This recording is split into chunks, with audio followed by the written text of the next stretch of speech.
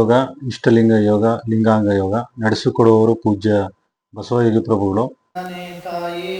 ಬಸವಣ್ಣನೇ ತಂದೆ, ಬಸವಣ್ಣನೇ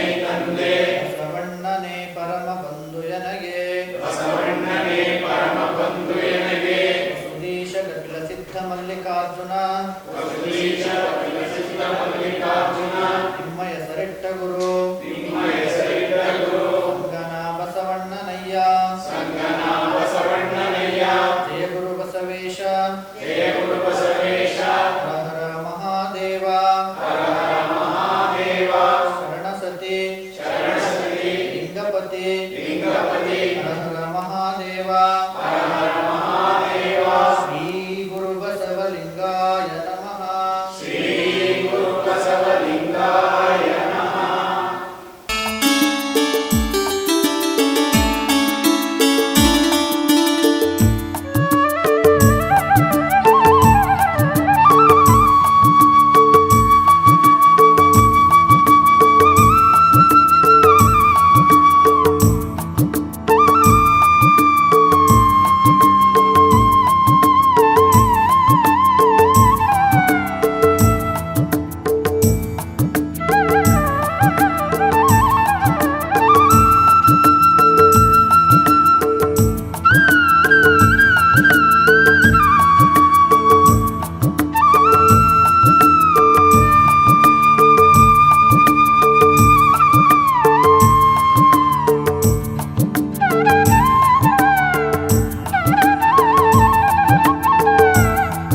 ಸಿದ್ಧತೆ: ಕುಳಿತುಕೊಳ್ಳಲು ಒಂದು ಆಸನ, ಚಾಪೆ ಅಥವಾ ಮಣೆ, ತಟ್ಟೆ, ಲೋಟ, ನೀರು, ಪತ್ರ ಅಥವಾ ಹೂವು, ವಿಭೂತಿ, ರುದ್ರಾಕ್ಷಿ ಅಥವಾ ರುದ್ರಾಕ್ಷಿ ಸರ ಇಟ್ಟುಕೊಳ್ಳಬೇಕು.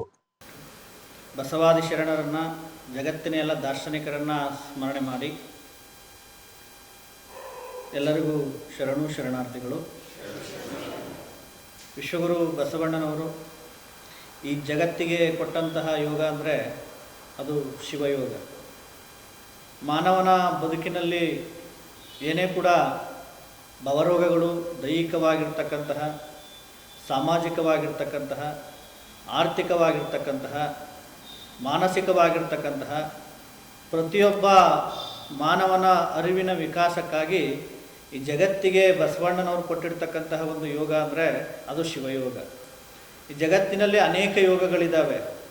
ಎಲ್ಲವನ್ನು ಕೂಡ ಮೀರಿರ್ತಕ್ಕಂತಹ ಯೋಗವನ್ನು ಈ ಜಗತ್ತಿಗೆ ಪರಿಚಯ ಮಾಡಿಸ್ತಾರೋ ಅದು ವಿಶ್ವಗುರು ಬಸವಣ್ಣನವರು. ಶಿವಯೋಗ ಅಂದರೆ ಮಾನವನ ಬದುಕಿನ ಒಂದು ಭವರೋಗವನ್ನು ಕಳೆಯುವಂಥ ಒಂದು ವಿಧಾನವನ್ನು ವಿಶ್ವಗುರು ಬಸವಣ್ಣನವರು ನಮಗೆಲ್ಲರಿಗೂ ಕೂಡ ಪರಿಚಯ ಮಾಡಿಸಿರ್ತಕ್ಕಂತಹ ಒಂದು ಯೋಗ ಶಿವಯೋಗ. ಅಂತಹ ಶಿವಯೋಗವನ್ನು ನಾವೆಲ್ಲರೂ ಕೂಡ ಯಾವುದೇ ವಯಸ್ಸಾದಾಗ ಮಾಡ್ತಕ್ಕಂಥದ್ದಲ್ಲ. ಅದು ನಮ್ಮ ದೇಹದ ಸ್ಥಿತಿ ಚೆನ್ನಾಗಿದ್ದಾಗಲೇ ಮಾಡ್ತಕ್ಕಂತಹ ಯೋಗ ಶಿವಯೋಗ.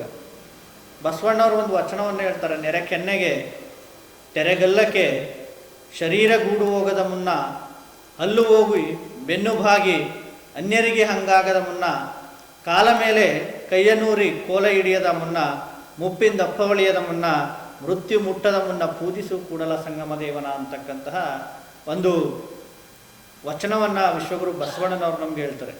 ಆದ್ದರಿಂದ ನಾವೆಲ್ಲರೂ ಕೂಡ ಈ ಒಂದು ಬಸವಣ್ಣನವರು ಕೊಟ್ಟಿರ್ತಕ್ಕಂತಹ ಶಿವಯೋಗವನ್ನು ಮಾಡ್ತಕ್ಕಂಥದ್ದು. ಶಿವಯೋಗ ಭಾಳಷ್ಟು ಸರಳವಾಗಿರ್ತಕ್ಕಂಥದ್ದು. ಅದಕ್ಕೆ ಯಾವುದೇ ಬೇರೆ, ಅದಕ್ಕೆ ಇಷ್ಟೇ ಸಾಕು: ವಿಭೂತಿ, ರುದ್ರಾಕ್ಷಿ, ಮಂತ್ರ, ಪಾದೋದಕ, ಪ್ರಸಾದ. ಭಾಳ ಸರಳವಾದ ರೀತಿಯಲ್ಲಿ ನಾವೆಲ್ಲರೂ ಕೂಡ ಶಿವಯೋಗವನ್ನು ಮಾಡೋಣ. ಈಗ ನಾನು ಹೇಳ್ತೀನಿ, ಆ ರೀತಿ ನೀವು ಶಿವಯೋಗವನ್ನು ಮಾಡಿ. ನಿಮಗೆಲ್ಲ ನೀರಿದೆಯಲ್ಲ, ಉದಕ ಇದೆ, ಉದಕವನ್ನು ಶುದ್ಧೋದಕ ಮಾಡ್ತಕ್ಕಂಥದ್ದು. ಎಲ್ಲರೂ ವಿಭೂತಿಯನ್ನು 5 ಬೆರಳಲ್ಲಿ ಧರಿಸಿ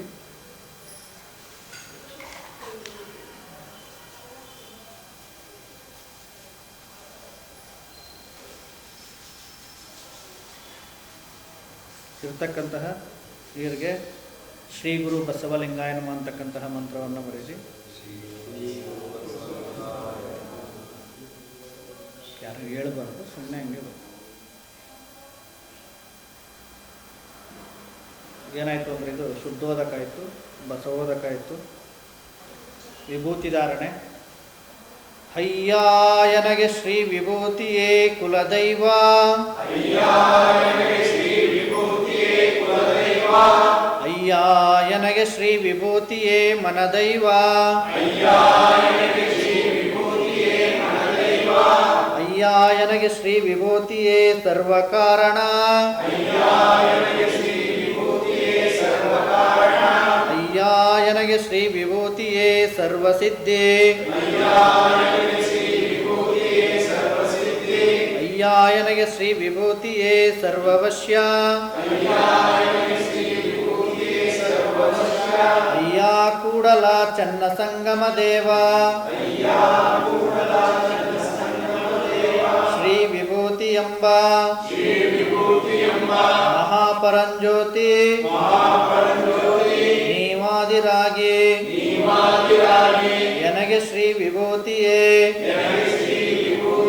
ಸರ್ವಸಾಧನವಯ್ಯ.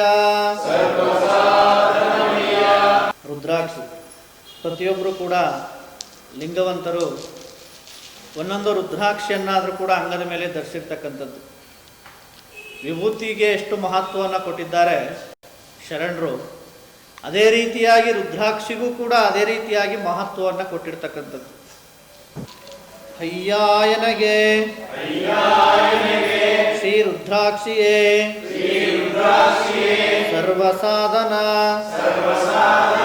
ಅಯ್ಯಾಯನಗೆ ಶ್ರೀ ರುದ್ರಾಕ್ಷಿಯೇ ಸರ್ವಕಾರಣ, ಅಯ್ಯಾಯನಗೆ ಶ್ರೀ ರುದ್ರಾಕ್ಷಿಯೇ ಸರ್ವಪಾಪಕ್ಷಯ, ಅಯ್ಯಾ ಕೂಡಲ ಸಂಗಮ ದೇವಯ್ಯ ನಿಮ್ಮ ಪಂಚವಕ್ತ್ರಗಳೇ ಪಂಚಮುಖದ ರುದ್ರಾಕ್ಷಿಗಳಾದವಾಗಿ ಎನ್ನ ಮುಕ್ತಿ ಪಥಕ್ಕೆ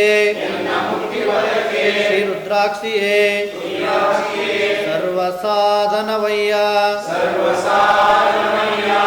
ಸರ್ವಸಾಧನವಯ್ಯ.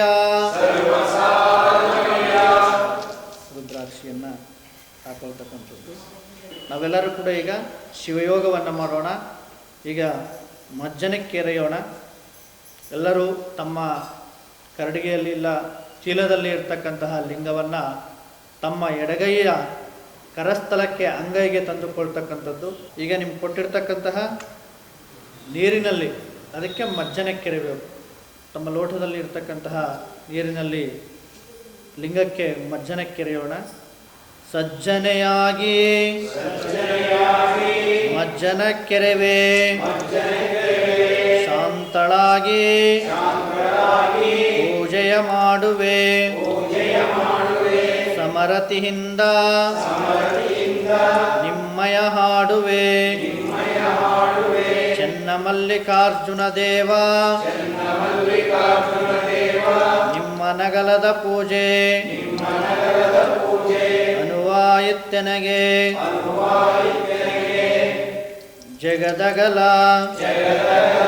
ಮುಗಿಲಗಲ ಮಿಗೆಯಗಲ ನಿಮ್ಮಗಲ ಪಾತಾಳದಿಂದ ತತ್ತ ನಿಮ್ಮ ಶ್ರೀಚರಣ ಬ್ರಹ್ಮಾಂಡದಿಂದ ತತ್ತ ನಿಮ್ಮ ಶ್ರೀ ಮುಕುಟ ಅಗಮ್ಯ ಅಗೋಚರ ಅಪ್ರತಿಮಲಿಂಗವೇ ಕೂಡಲ ಸಂಗಮ ದೇವ ನನ್ನ ಕರಸ್ಥಲಕ್ಕೆ ಬಂದು ಸುಳುಕಾದಿರಯ್ಯ. ಮಜ್ಜನಕ್ಕೆರೆದು ತೆಳುವಾದ ವಸ್ತ್ರದಲ್ಲಿ ನಾವು ಲಿಂಗವನ್ನು ಒರೆಸುವಂಥದ್ದು. ನಮ್ಮ ಕರಸ್ಥಲಕ್ಕೆ ವಿಭೂತಿಯನ್ನು ಧರಿಸಿ ಇಲ್ಲ ಷಟ್ಕೋನವನ್ನು ಬರೆದು ಒಳಗಡೆ ಶ್ರೀ ಗುರು ಬಸವ ಅಂತಕ್ಕಂತಹ ಮಂತ್ರವನ್ನು ಬರೆದು ಅದರ ಮೇಲೆ ಲಿಂಗವನ್ನು ಕುರಿಸುವಂಥದ್ದು. ಕರಸ್ಥಲದಲ್ಲಿ ಲಿಂಗವನ್ನು ಇಟ್ಟು ಲಿಂಗಕ್ಕೆ ವಿಭೂತಿಯನ್ನು ಧರಿಸುವಂಥದ್ದು. ಒಂದೊಂದು ಪತ್ರವನ್ನು ಲಿಂಗಕ್ಕೆ ಹಾಕಿ, ಲಿಂಗವನ್ನು ಪೂರ ಮುಚ್ಚಬಾರ್ದು ಹೂವಿನಿಂದ. ನಾವೆಲ್ಲರೂ ಕೂಡ ಶಿವಯೋಗಕ್ಕೆ ಹೋಗ್ಬೋದು. ಶಿವಯೋಗ ಅಂದರೆ ನಮ್ಮ ಕಣ್ಣುಗಳನ್ನು ಮತ್ತು ಮನಸ್ಸನ್ನು ತದೇಕ ಚಿತ್ತದಿಂದ ಲಿಂಗದಲ್ಲಿ ಕೇಂದ್ರೀಕರಿಸ್ತಕ್ಕಂಥದ್ದು. ನಿಮಗೇನಾದರೂ ಕೂಡ ಕೈ ಸುಸ್ತಾಯಿತು ಅಂದರೆ ಒತ್ತನ್ನು ಕೊಟ್ಕೋಬೋದು. ಈ ರೀತಿಯಾಗಿ ಈ ಶಿವಯೋಗವನ್ನು ತಾವೆಲ್ಲರೂ ಕೂಡ ಮಾಡ್ಬೋದು. ಯಾಕೆಂದರೆ ಕೆಲವರಿಗೆ ಕೈ ನೋವು ಬರುತ್ತೆ. ಪ್ರಾರಂಭಿಕವಾಗಿ ಲಿಂಗವನ್ನು ನೋಡಿ ಮನಸ್ಸನ್ನು ಲಿಂಗದಲ್ಲೇ ಕೇಂದ್ರೀಕರಿಸಿ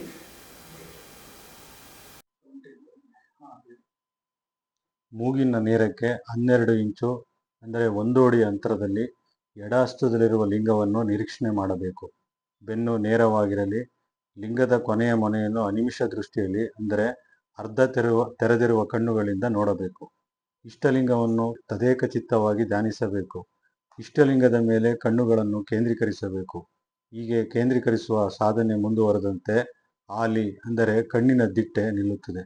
ಆಲಿ ನಿಲ್ಲುತ್ತಾ ಹೋದಂತೆ ಹೊರಗಿನಿಂದ ಒಳಗೆ, ಒಳಗಿನಿಂದ ಹೊರಗೆ ಬರುವಂಥ ಗಾಳಿ ಸಾವಕಾಶವಾಗಿ ನಿಲ್ಲುತ್ತದೆ. ಅಂದರೆ ಉಸಿರಾಟದ ಮೇಲೆ ಲಕ್ಷ್ಯ ನಿಲ್ಲುತ್ತದೆ. ಅಂಥ ಗಾಳಿ ನಿಂತರೆ ಮನ ಮೇಲೆ ನಿಲ್ಲುವುದು. ಮೇಲೆ ಎಂದರೆ ಇಷ್ಟಲಿಂಗದ ಮೇಲೆ, ಕೊನೆಯ ಮನೆಯ ಮೇಲೆ. ಮನವು ನಿಂತ ಮರುಕ್ಷಣದಿಂದ ಬಿಂದು ನಿಲ್ಲುತ್ತದೆ. 10-15 ನಿಮಿಷ ತನಕ ದೃಷ್ಟಿಯಿಂದ ಲಿಂಗವನ್ನು ನಿರೀಕ್ಷಣೆ ಮಾಡಬೇಕು. ನಿರೀಕ್ಷಣೆ ಮಾಡುತ್ತಾ ಓಂ ನಮಃ ಶಿವಾಯ ಮಂತ್ರವನ್ನು ಹೇಳುತ್ತಾ ಲಿಂಗದ ಕೊನೆಯ ಮೇಲೆ ಆಲಿಗಳನ್ನು ನಿಲ್ಲಿಸಬೇಕು. ಮೊದಲು ಕೇಳುವ ಹಾಗೆ 3 ಸಲ ಓಂ ನಮಃ ಶಿವಾಯ ಮಂತ್ರವನ್ನು ಹೇಳಬೇಕು. ನಂತರ ತಮಗೆ ಕೇಳುವ ಹಾಗೆ ಹೇಳುತ್ತಾ ಧ್ಯಾನ ಮುಂದುವರೆದಂತೆಲ್ಲ ಮನಸ್ಸಿನಲ್ಲಿ ಹೇಳಿಕೊಳ್ಳುವುದು. ಬಲಗೈಯನ್ನು ಎಡದ ಕೈಗೆ ಆಧಾರವಾಗಿ ಇಟ್ಟುಕೊಳ್ಳಬಹುದು. ಸ್ವಲ್ಪ ತಂದೆ ನೀನು, ತಾಯಿ ನೀನು, ಬಂಧು ನೀನು, ಬಳಗ ನೀನು, ನನಗೆ ನೀನಲ್ಲದೆ ಮತ್ತಾರು ಇಲ್ಲವಯ್ಯ. ಕೂಡಲ ಸಂಗಮ ದೇವ ಹಾಲಲ್ಲದ್ದು ನೀರಲ್ಲದ್ದು. ನಾವು ಪಾದೋದಕವನ್ನು ನಾವೇ ಮಾಡ್ಕೊಳ್ತಕ್ಕಂಥದ್ದು. ಆ ಪಾದೋದಕವನ್ನು ಮಾಡಿಕೊಳ್ತಕ್ಕಂತಹ ಒಂದು ವಿಧಾನ. ಲೋಟದಲ್ಲಿ ನೀರಿಟ್ಕೋಬೇಕು. ನೀವೇನು ಶುದ್ಧೋದಕ ಮಾಡಿದ್ರಲ್ಲ, ಬಸವೋದಕ ಮಾಡಿದ್ರಲ್ಲ, ತದನಂತರ ಶಿವಯೋಗವನ್ನು ಮಾಡಿದಾಗ ನಾವು ಪಾದೋದಕವನ್ನು ಮಾಡ್ಕೊಳ್ತಕ್ಕಂಥದ್ದು. ಆ ಪಾದೋದಕವನ್ನು ಮಾಡ್ಕೊಳ್ತಕ್ಕಂತಹ ಒಂದು ವಿಧಾನ, ಪುಷ್ಪವನ್ನು ಹಾಕಿದರೆ ಪುಷ್ಪವನ್ನು ತೆಗೀರಿ. ಲೋಟದಲ್ಲಿರ್ತಕ್ಕಂಥ ಶುದ್ಧೋದಕದ ಆ ಲೋಟದ ಮೇಲೆ ಹಿಂಗೆ ಮುಚ್ಚಿ ಮಂತ್ರವನ್ನು ಜಪಿಸಿ ಆ ನೀರಿಗೆ ಮಂತ್ರವನ್ನು ಸಂಬಂಧಿಸ್ತಕ್ಕಂಥದ್ದು. ಬಸವ ಓಂ ನಮಃ ಶಿವಾಯ, ಬಸವ ಓಂ ನಮಃ ಶಿವಾಯ, ಬಸವ ಓಂ ನಮಃ ಶಿವಾಯ ಅಂತಹ ಮಂತ್ರವನ್ನು ಸಂಬಂಧಿಸಿ 5 ಬೆರಳನ್ನು ನಾವು ಹಚ್ಚಬೇಕು. 5 ಬೆರಳನ್ನು ನೀರಿಗೆ ಸಂಬಂಧಿಸಿ ಕೈ ನಮ್ಮ ಪಕ್ಕದಲ್ಲಿ ಇರಬೇಕು.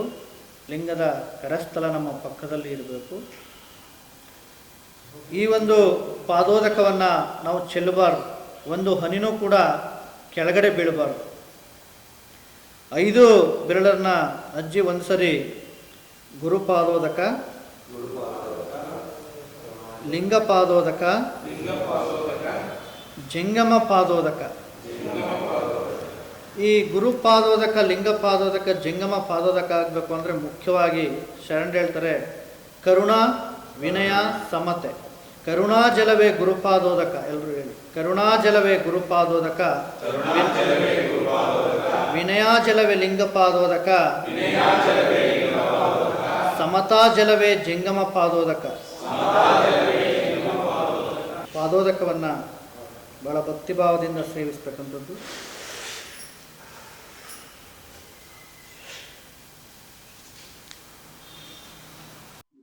ಪಾದೋದಕ ಅಥವಾ ಲಿಂಗೋದಕ.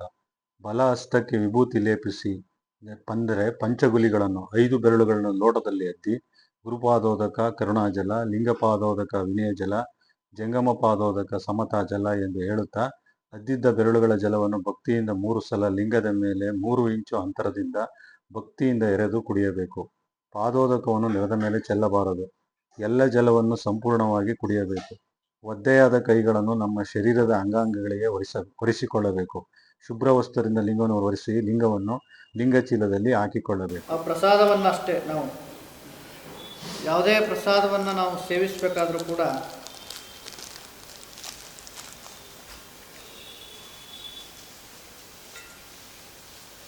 ಲಿಂಗಕ್ಕೆ ಅದನ್ನು ತೋರಿಸಿ ನೈವೇದ್ಯವನ್ನು ಮಾಡಿ ಪ್ರಸಾದವನ್ನು ಸೇವಿಸ್ತಕ್ಕಂಥದ್ದು. ಆ ಪ್ರಸಾದವನ್ನು ಸೇವಿಸುವಾಗಲೂ ಕೂಡ ನಾವು ಒಂದು ವಚನವನ್ನು ಹೇಳಿ ಸೇವಿಸಬೇಕು. ಆ ವಚನ ಹಿಂಗಿದೆ: ಮೌನದಲ್ಲುಂಬುದು ಆಚಾರವಲ್ಲ, ಲಿಂಗಾರ್ಪಿತವ ಮಾಡಿದ ಬಳಿಕ ತುತ್ತಿಗೊಮ್ಮೆ ಶಿವಶರಣೆನ್ನುತ್ತಿರಬೇಕು. ಕರಣವೃತ್ತಿಗಳಡಗುವವು ಕೂಡಲ ಸಂಗಮ ದೇವರ ನೆನೆಯುತ್ತಲುಂಡಡೆ ಅಂತ ಹೇಳಿ ಪ್ರಸಾದವನ್ನು ನಾವೆಲ್ಲರೂ ಕೂಡ ಸೇವಿಸ್ತಕ್ಕಂಥದ್ದು.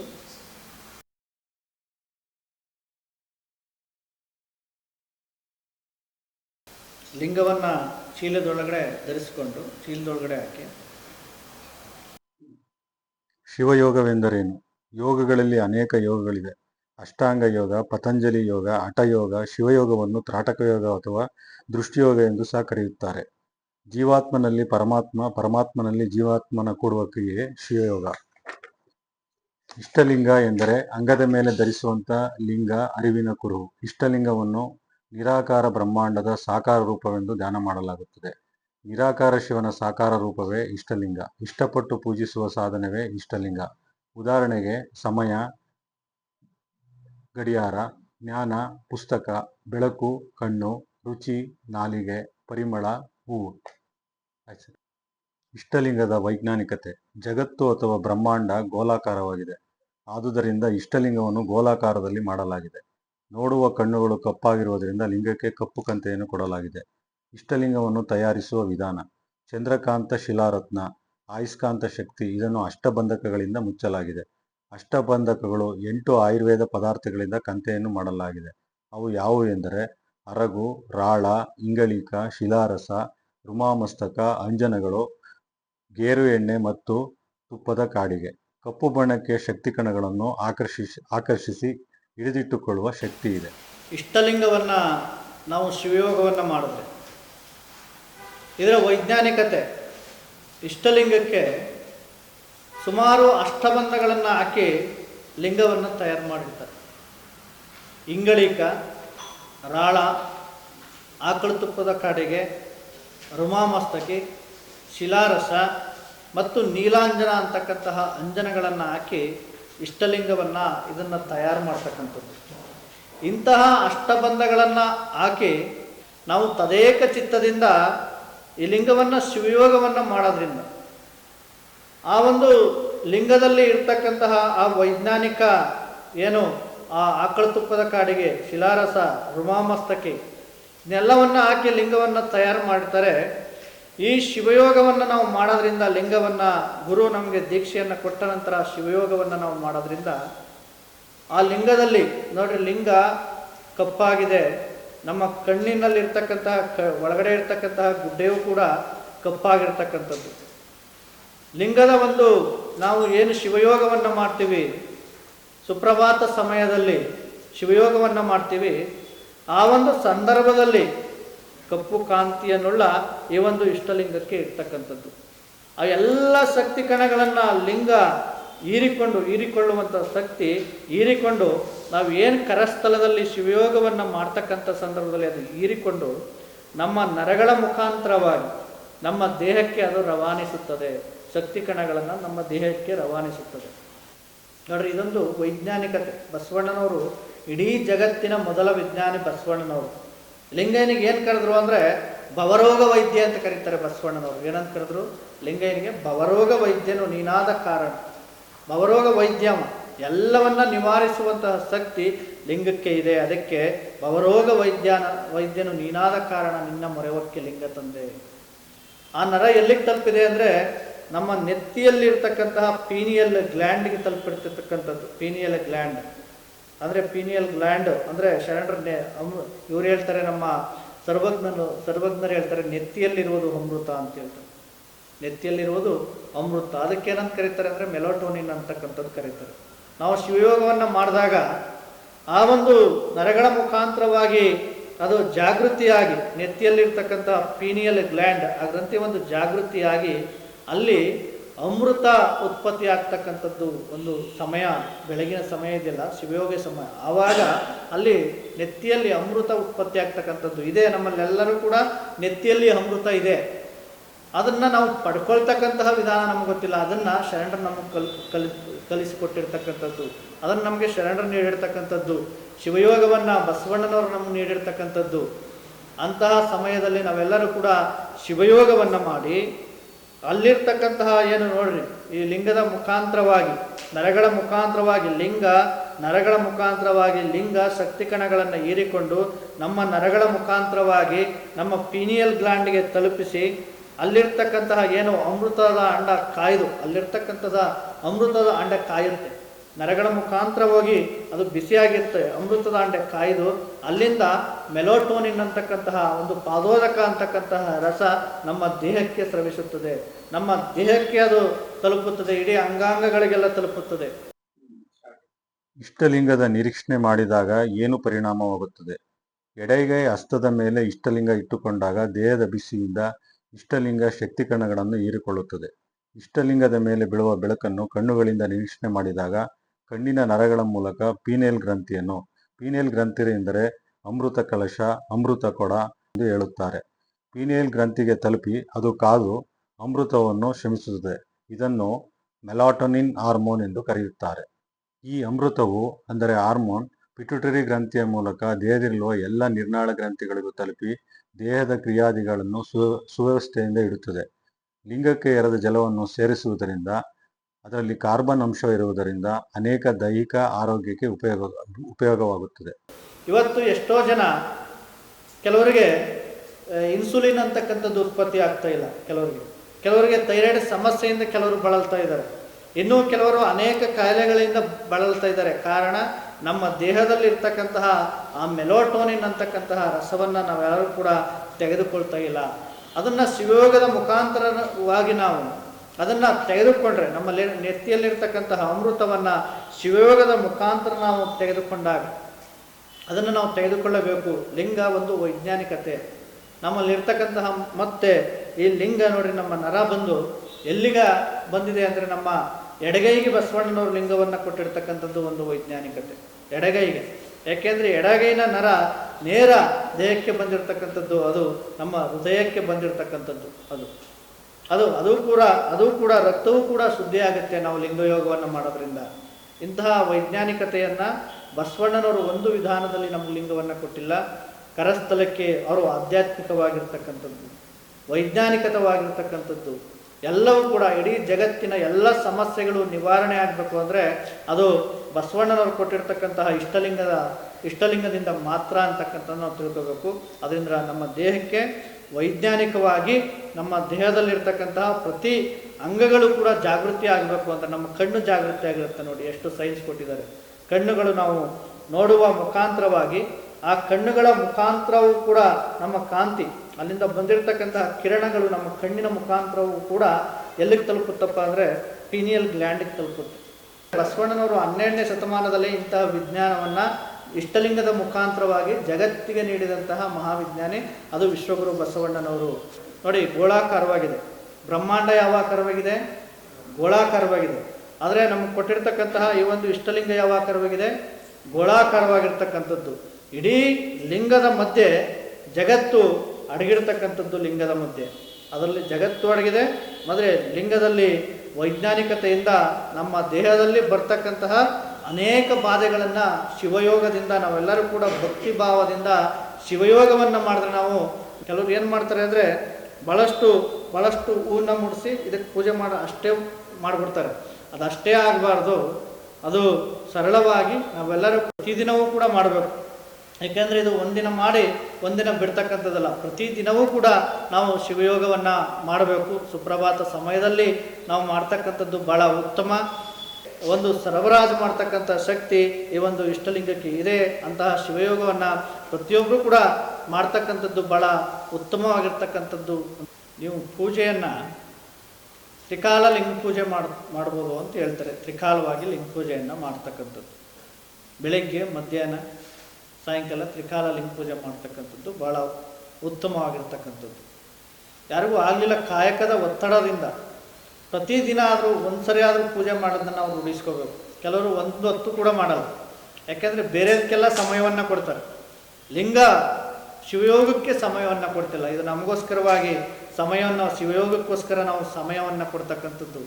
ಆದರೆ ಇನ್ನೊಂದು ಬಸವಾದಿ ಶರಣರು ಹೇಳಿರ್ತಕ್ಕಂಥದ್ದು, ಶಿವಯೋಗ ನಮಗೆ ಅದು ಅದರಿಂದ ಉಪಯೋಗ ಆಗಬೇಕು ಅಂದರೆ ನಾವು ಬೆಳಗಿನ ಜಾವದಲ್ಲೇ ಶಿವಯೋಗ ಮಾಡ್ತಕ್ಕಂಥದ್ದು ಭಾಳ ಉತ್ತಮವಾಗಿರ್ತಕ್ಕಂಥದ್ದು.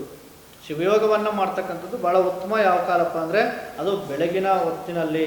ಇಂಥ ಶಾಂತಿ ನಮ್ಗೆ ದೊರಕಬೇಕು ಅಂದರೆ ನಾವು ಬೆಳಗಿನ ಜಾವದಲ್ಲಿ ಶಿವಯೋಗವನ್ನು ಮಾಡ್ತಕ್ಕಂಥದ್ದು ಭಾಳ ಉತ್ತಮ. ಇದಕ್ಕೆ ಯಾವುದೇ ಕಟ್ಟುಪಾಡುಗಳಿಲ್ಲ ಲಿಂಗಕ್ಕೆ. ಯಾವುದೇ ಕಟ್ಟುಪಾಡುಗಳು ಲಿಂಗಕ್ಕೆ ಇಲ್ಲ.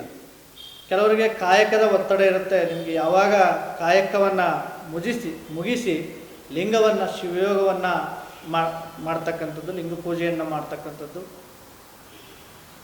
ಇಂತಹ ಶಿವಯೋಗವನ್ನು ನಾವು ಪ್ರತಿದಿನವೂ ಕೂಡ ಮಾಡಲೇಬೇಕು. ಒಂದು ಹೊತ್ತಾದರೂ ಕೂಡ ಲಿಂಗ ಪೂಜೆಯನ್ನು ಮಾಡಬೇಕು. ಬೆಳಿಗ್ಗೆ, ಮಧ್ಯಾಹ್ನ ಮತ್ತು ಸಾಯಂಕಾಲ ಮಾಡ್ತಕ್ಕಂಥದ್ದು.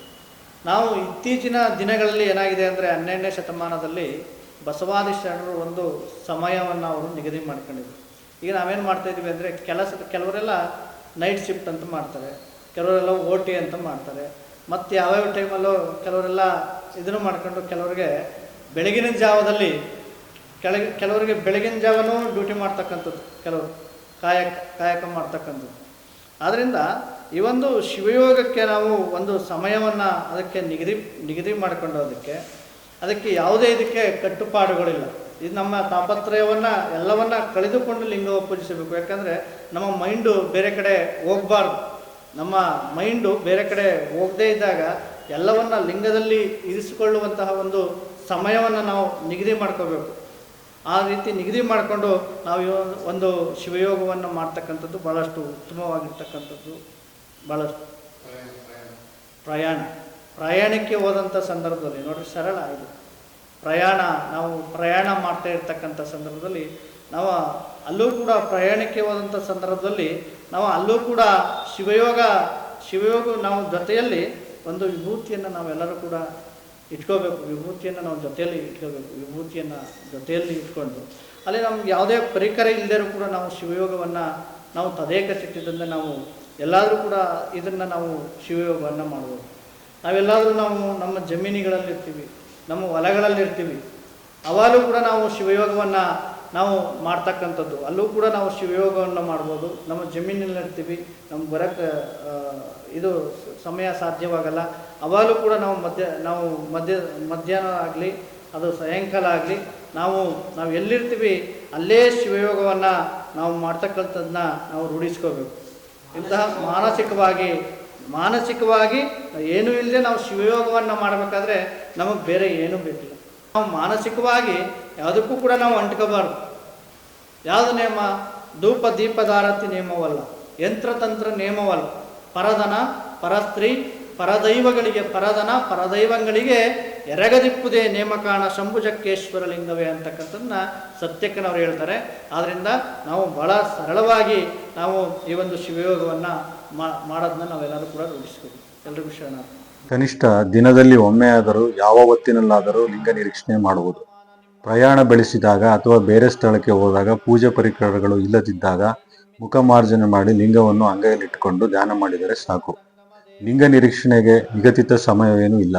ಯಾವ ಸಮಯದಲ್ಲಾದರೂ ನಿರೀಕ್ಷಣೆ ಮಾಡಬಹುದು. ಇದರಿಂದ ಒತ್ತಡವನ್ನು ಕಡಿಮೆ ಮಾಡಿಕೊಳ್ಳಬಹುದು. ಕಡಿಮೆ ಎಂದರೆ 10 ರಿಂದ 15 ನಿಮಿಷ ಮಾಡಬೇಕು. ಅದನ್ನು 30 ನಿಮಿಷದವರೆಗೂ ವಿಸ್ತರಿಸಬಹುದು. ಅವರವರ ಸಾಮರ್ಥ್ಯಕ್ಕೆ ತಕ್ಕಂತೆ ಸಾಧನೆ ಮುಂದುವರೆದಂತೆ ಇನ್ನೂ ಹೆಚ್ಚಿನ ಸಮಯದವರೆಗೆ ಲಿಂಗ ನಿರೀಕ್ಷಣೆ ಮಾಡಬಹುದು.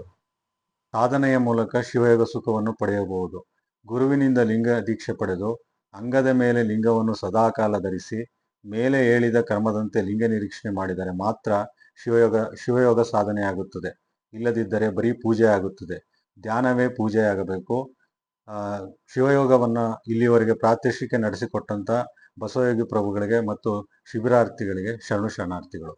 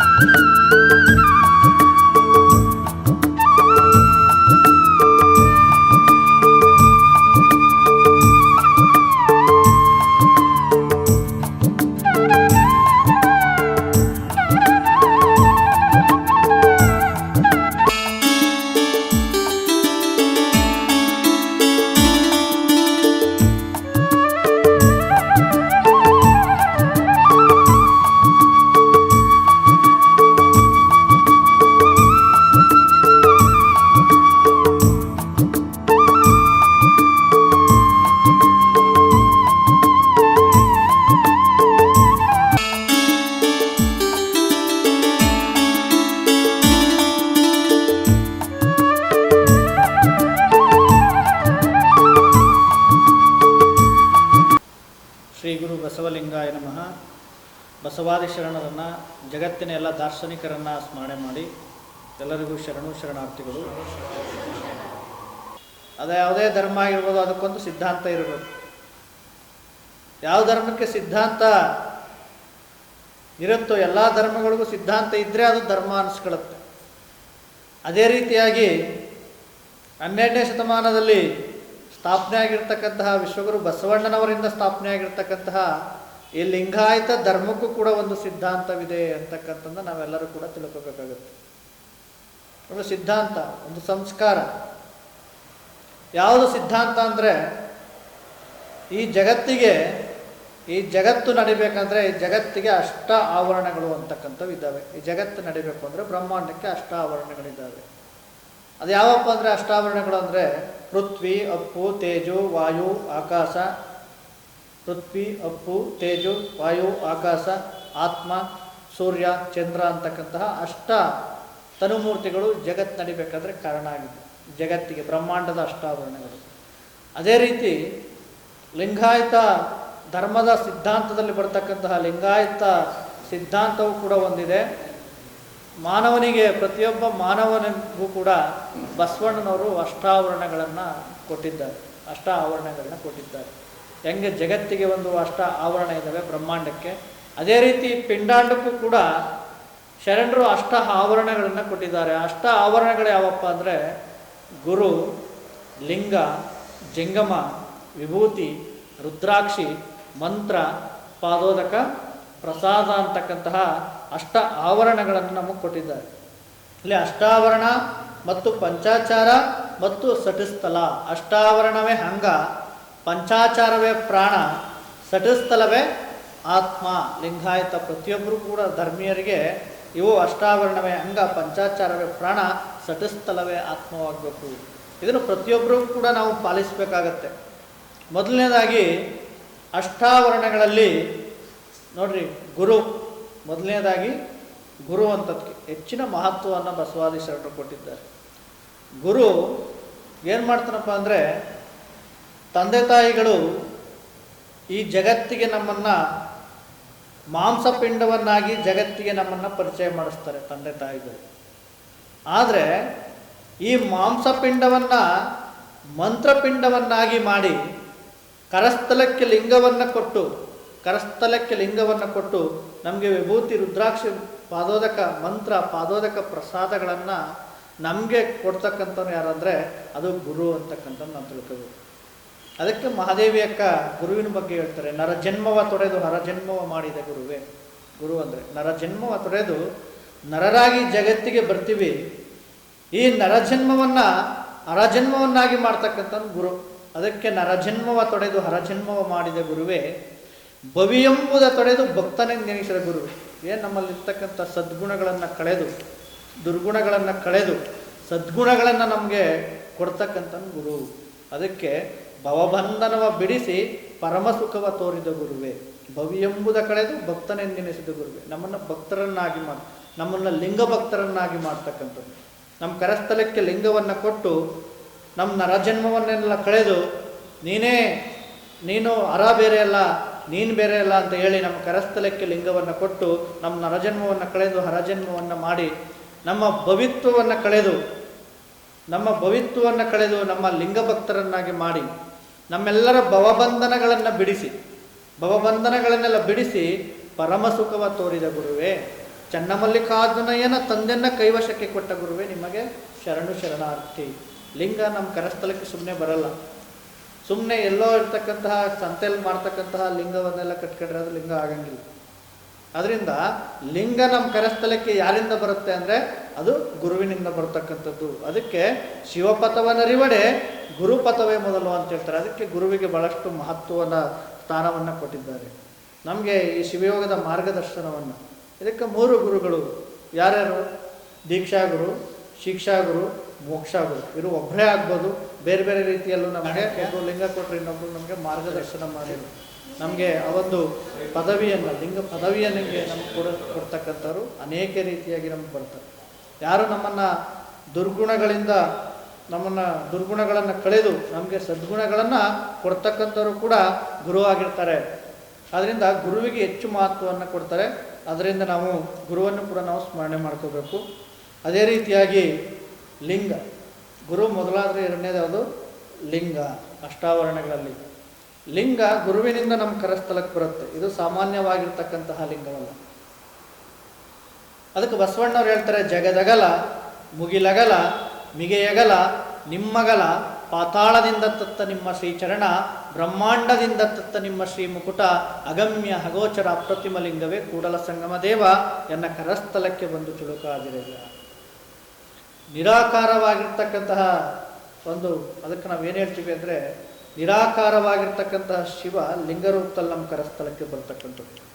ನಿರಾಕಾರವಾಗಿರ್ತಕ್ಕಂಥ ಶಿವ ಗುರು ಬೇರೆ ಅಲ್ಲ, ಶಿವ ಬೇರೆ ಅಲ್ಲ. ನಿರಾಕಾರವಾಗಿರ್ತಕ್ಕಂಥ ಶಿವ ಬೇರೆ ಅಲ್ಲ, ನಮಗೆ ಲಿಂಗ ಕೊಡ್ತಕ್ಕಂತಹ ಗುರು ಬೇರೆ ಅಲ್ಲ. ಅದಕ್ಕೆ ಬಸವಣ್ಣವ್ರು ಏನು ಹೇಳ್ತಾರೆ ಅಂದರೆ, ಶಿವಗುರುವೆಂದು ಬಲ್ಲಾತನೇ ಗುರು, ಶಿವಾಲಿಂಗವೆಂದು ಬಲ್ಲಾತನೇ ಗುರು, ಶಿವಾಜಂಗಮವೆಂದು ಬಲ್ಲಾತನೇ ಗುರು, ಶಿವಪ್ರಸಾದವೆಂದು ಬಲ್ಲಾತನೇ ಗುರು, ಶಿವ ಆಚಾರವೆಂದು ಬಲ್ಲಾತನೇ ಗುರು, ಇಂತಿ ಪಂಚವಿಧವೇ ಪಂಚಬ್ರಹ್ಮವೆಂದರು ಇದ ಮಹಾಮಹಿಮ ಸಂಗನ ಬಸವಣ್ಣನು ಎನಗೆಯೂ ಗುರು ನಿಮಗೆಯೂ ಗುರು ಜಗವೆಲ್ಲಕ್ಕೂ ಗುರು ಕಾಣ ಗುಹೇಶ್ವರ. ಯಾಕೆ ಬಸವಣ್ಣವರು ಜಗತ್ತಿಗೆ ಗುರು ಆಗ್ತಾರೆ ಅಂದರೆ, ಈ ಅಷ್ಟಾವರಣಗಳು ಶಿವ ಅಂದರೆ ಯಾರು? ಗುರುವೇ ಶಿವ, ಶಿವನೇ ಗುರು. ನಮ್ಮ ಕರಸ್ಥಲಕ್ಕೆ ಲಿಂಗವನ್ನು ಕೊಡ್ತಕ್ಕಂಥದ್ದು. ನಮ್ಮ ಕರಸ್ಥಲಕ್ಕೆ ಬಂದಿರತಕ್ಕಂತಹ ಲಿಂಗ ಯಾವುದು? ಅದು ನಿರಾಕಾರವಾಗಿರ್ತಕ್ಕಂತಹ ಶಿವ ಆಕಾರ ರೂಪದಲ್ಲಿ ನಮ್ಮ ಕರಸ್ಥಲಕ್ಕೆ ಬರ್ತಕ್ಕಂಥದ್ದು. ಶಿವ ನಿರಾಕಾರ ಹೆಂಗಂದ್ರೆ, ಈಗ ಉದಾಹರಣೆಗೆ ಸಕ್ಕರೆ ಆಕಾರ ಒಳಗಡೆ ಇರ್ತಕ್ಕಂತಹ ರುಚಿ ನಿರಾಕಾರ. ಅದೇ ರೀತಿ ಹೂವು ಆಕಾರ ಒಳಗಡೆ ಇರ್ತಕ್ಕಂತಹ ಸುವಾಸನೆ ನಿರಾಕಾರ. ಸಮಯ ಅಂತಕ್ಕಂಥದ್ದು ನಿರಾಕಾರ, ಆದರೆ ಗಡಿಯಾರ ಅಂತಕ್ಕಂಥದ್ದು ನಮಗೆ ತೋರಿಸ್ತಕ್ಕಂತಹ ಗಡಿಯಾರ ಅದು ಆಕಾರವಾಗಿರ್ತಕ್ಕಂಥದ್ದು. ಹಂಗೆ ನಿರಾಕಾರವಾಗಿರ್ತಕ್ಕಂತಹ ಶಿವನನ್ನು ಲಿಂಗ ರೂಪದಲ್ಲಿ, ಗುರುವಿನ ರೂಪದಲ್ಲಿ, ಪ್ರಸಾದದ ರೂಪದಲ್ಲಿ, ಪಾದೋದಕದ ರೂಪದಲ್ಲಿ, ನಮಗೆ ವಿಭೂತಿ ರೂಪದಲ್ಲಿ, ರುದ್ರಾಕ್ಷಿ ರೂಪದಲ್ಲಿ ನಮಗೆ ಕೊಟ್ಟಿರ್ತಕ್ಕಂಥವ್ರು ವಿಶ್ವಗುರು ಬಸವಣ್ಣನವರು. ಇವು ಬೇರೆ ಅಲ್ಲ, ನಿರಾಕಾರವಾಗಿರ್ತಕ್ಕಂತಹ ಶಿವ ಬೇರೆ ಅಲ್ಲ. ಅದರಿಂದ ನಮಗೆ ಗುರು ಲಿಂಗವನ್ನು ಕೊಟ್ಟಿರ್ತಕ್ಕಂತಹ ಗುರು ಬೇರೆ ಅಲ್ಲ, ನಿರಾಕಾರವಾಗಿರ್ತಕ್ಕಂತಹ ಶಿವ ಬೇರೆ ಅಲ್ಲ. ಅದೇ ರೀತಿಯಾಗಿ ನಮ್ಮ ಕರಸ್ಥಲ್ಲಿ ಇರ್ತಕ್ಕಂತಹ ಆ ಒಂದು ಇಷ್ಟಲಿಂಗ. ಯಾಕೆ ಇದಕ್ಕೆ ಇಷ್ಟಲಿಂಗ ಅಂತ ಕೇಳಿದ್ರೆ, ಲಿಂಗ ಭಾಳಷ್ಟು ಇದ್ದಾವೆ, ಲಿಂಗಗಳು ಸ್ಥಾವರ ಲಿಂಗಗಳು ಎಲ್ಲ ಇದ್ದಾವೆ. ಆದರೆ ಇದಕ್ಕೆ ಇಷ್ಟಲಿಂಗ ಅಂತ ಯಾಕೆ ಕರೆದ್ರು ಅಂದರೆ, ಯಾರು ಇದನ್ನು ಇಷ್ಟಪಟ್ಟು ಪ್ರೀತಿ ಪಟ್ಟು ಇದನ್ನು ತೆಗೆದುಕೊಳ್ತಾರೆ, ಇದ್ರ ಮೇಲೆ ಯಾರು ವಿಶ್ವಾಸವನ್ನು ಇಡ್ತಾರೆ, ಅದಕ್ಕೆ ಇಷ್ಟಲಿಂಗ ಅಂತ ಕರೀತಾರೆ. ಅದಕ್ಕೆ ಇಷ್ಟಲಿಂಗ. ಅದಕ್ಕೆ ಸುಪ್ರಭಾತ ಸಮಯದಲ್ಲಿ ಅರ್ತಿಯಲ್ಲಿ ಲಿಂಗವನೆನೆದರೆ ಅಂತ ಹೇಳ್ತಾರೆ ಬಸವಣ್ಣನವರು. ಅರ್ತಿ ಅಂದರೆ ಪ್ರೀತಿ. ಯಾರು ಇದ್ರ ಮೇಲೆ ವಿಶ್ವಾಸ, ಪ್ರೀತಿ, ಭಕ್ತಿಯನ್ನು ಇಡ್ತಾರೆ ಅದಕ್ಕೆ ಇಷ್ಟಲಿಂಗ ಅಂತ ಹೇಳ್ತಾರೆ. ಸುಮ್ಮನೆ ಹಲಸ್ಯದಿಂದ ನಾವು ಲಿಂಗ ಪೂಜೆ ಮಾಡಿದ್ರೆ ಏನಾಗುತ್ತೆ, ಅದು ಕಷ್ಟಲಿಂಗ ಆಗುತ್ತೆ. ಇದಕ್ಕೆ ಇಷ್ಟಲಿಂಗ ಅಂತ ಶರಣರು ಕರೆದರು. ಲಿಂಗ ಮಧ್ಯೆ ಜಗತ್ಸರ್ವಂ, ಇಡೀ ಬ್ರಹ್ಮಾಂಡವನ್ನೇ ತನ್ನೊಳಗಡೆ ಒಳಗೊಂಡಿರ್ತಕ್ಕಂಥದ್ದು ಲಿಂಗ. ಲಿಂಗವೆಂಬುದು ಪರಶಿವನ ಘನತೇಜ, ಲಿಂಗವೆಂಬುದು ಸಚ್ಚಿದಾನಂದ ನಿತ್ಯ ಪರಿಪೂರ್ಣ, ಲಿಂಗವೆಂಬುದು ಜನ್ಮ ವಾರಿದಿಯ ದಾಟಿಸೋ ಬೈತ್ರವು, ಲಿಂಗವೆಂಬುದು ಸರ್ವ ಲೋಕೋತ್ಪತ್ತಿಗೆ ಕಾರಣ, ಲಿಂಗವೆಂಬುದು ಶರಣರ ಹೃದಯದಲ್ಲಿ ಬೆಳಗುವ ಜ್ಯೋತಿರ್ಮಯ ಲಿಂಗವು, ಲಿಂಗದ ಮರ್ಮವ ಅರಿದವನೇ ಸ್ವತಂತ್ರ ಸಿದ್ಧಲಿಂಗೇಶ್ವರ ಅಂತ ಹೇಳ್ತಾರೆ. ಅದರಿಂದ ಲಿಂಗ ಅದು ಎಲ್ಲವನ್ನ ಒಳಗೊಂಡಿರ್ತಕ್ಕಂಥದ್ದು ಲಿಂಗ ಅಂತ ಹೇಳ್ತಾರೆ. ಅದನ್ನು ಕರಸ್ಥಲಕ್ಕೆ ಗುರು ನಮಗೆ ಕೊಟ್ಟಿರ್ತಕ್ಕಂಥದ್ದು. ಅದರ ವೈಜ್ಞಾನಿಕತೆ, ಅದರ ಒಂದು ಸಾಮಾಜಿಕತೆ, ಅದರ ಒಂದು ಧಾರ್ಮಿಕತೆ ಎಲ್ಲವೂ ಕೂಡ ಇದೆ. ಅಂತಹ ಲಿಂಗವನ್ನು ನಾವು ಶಿವನ ಒಂದು ನಿರಾಕಾರವಾಗಿರ್ತಕ್ಕಂತಹ ಶಿವನ ಸಾಕಾರ ರೂಪವಾಗಿ ಲಿಂಗ ನಮ್ಮ ಕರಸ್ಥಲಕ್ಕೆ ಬಂದಿದ್ದೆ. ಅಂತಹ ಲಿಂಗವನ್ನು ಶಿವಯೋಗ ಮಾಡುವುದರ ಮುಖಾಂತರವಾಗಿ ನಾವು ಸಂಚಿತ ಆಗಾಮಿ ಪ್ರಾರಬ್ಧ ಎಲ್ಲವನ್ನು ಕೂಡ ಕರ್ಮಗಳನ್ನು ನಿವಾರಣೆ ಮಾಡ್ಕೋಬೋದು. ಅದಾದ ನಂತರ ಈ ಗುರು ಲಿಂಗ, ತದನಂತರವಾಗಿ ಜಂಗಮ ಅಂತಕ್ಕಂಥದ್ದನ್ನ ಒಂದು ಕೊಟ್ಟಿದ್ದಾನೆ. ಜಂಗಮ ಅಂದರೆ ಯಾರು? ಜಂಗಮ ಅಂದರೆ ಇಡೀ ಸಮಾಜದಲ್ಲಿರ್ತಕ್ಕಂತಹ ಎಲ್ಲವನ್ನ ತೊಡೆದು ಆಗ್ತಕ್ಕಂಥದ್ದು, ಸದಾ ಚಲನಶೀಲರಾಗಿ ಎಲ್ಲರಲ್ಲಿ ಏನೋ ಕಷ್ಟವನ್ನು ನಿವಾರಣೆ ಮಾಡ್ತಕ್ಕಂಥದ್ದಕ್ಕೆ ಅದಕ್ಕೆ ಜಂಗಮ ಅಂತ ಹೇಳ್ತಾರೆ. ಜಂಗಮ ಅಂದರೆ ಕೇವಲ ವ್ಯಕ್ತಿಯಲ್ಲ, ಯಾರಲ್ಲಿ ಅರಿವಿದೆ, ಯಾರಲ್ಲಿ ಆಚಾರ ಇದೆ, ಯಾರಲ್ಲಿ ಅನುಭವ ಇದೆ, ಅದಕ್ಕೆ ಜಂಗಮ ಅಂತ ಶರಣರು ಹೇಳಿದರು.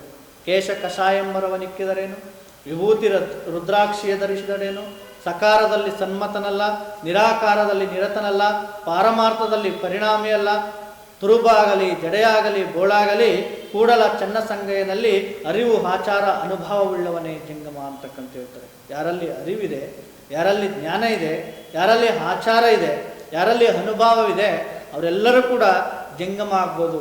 ಸಮಾಜವನ್ನು ಸರಿದಾರಿಗೆ ತರುವಂತಹ, ಸಮಾಜದಲ್ಲಿರ್ತಕ್ಕಂತಹ ಭಕ್ತರ ನೋವಿಗೆ ಸ್ಪಂದಿಸುವಂಥವ್ರಿಗೆ ಏನಂತ ಕರೆದ್ರು ಅಂದರೆ ಶರಣರು ಜಂಗಮ ಅಂತ ಕರೆದ್ರು. ಸದಾ ಸಂಚಾರ ಮಾಡಿ ಎಲ್ಲಿ ಅಜ್ಞಾನ ಇದೆ ಅಲ್ಲಿ ಸುಜ್ಞಾನವನ್ನು ಕೊಡ್ತಕ್ಕಂಥದ್ದು. ಯಾಕೆಂದರೆ ಜ್ಞಾನವನ್ನು ಕೊಡ್ತಕ್ಕಂಥವ್ರು ಭಾಳಷ್ಟು ಕಡೆ ಎಲ್ಲೂ ಸಿಗಲ್ಲ. ಅಂತಹ ಸುಜ್ಞಾನವನ್ನು ಕೊಡ್ತಕ್ಕಂಥವ್ರಿಗೆ ಜಂಗಮ ಅಂತ ಕರೀತಾರೆ. ಜಂಗಮ ಅಂದರೆ ಒಂದು ಚಲನಶೀಲವಾಗಿರ್ತಕ್ಕಂಥದ್ದು. ಇಂತಹ ತತ್ವವನ್ನು ಶರಣರು ನಮಗೆ ಕೊಟ್ಟಿದ್ದಾರೆ. ಗುರು, ಲಿಂಗ, ಜಂಗಮ.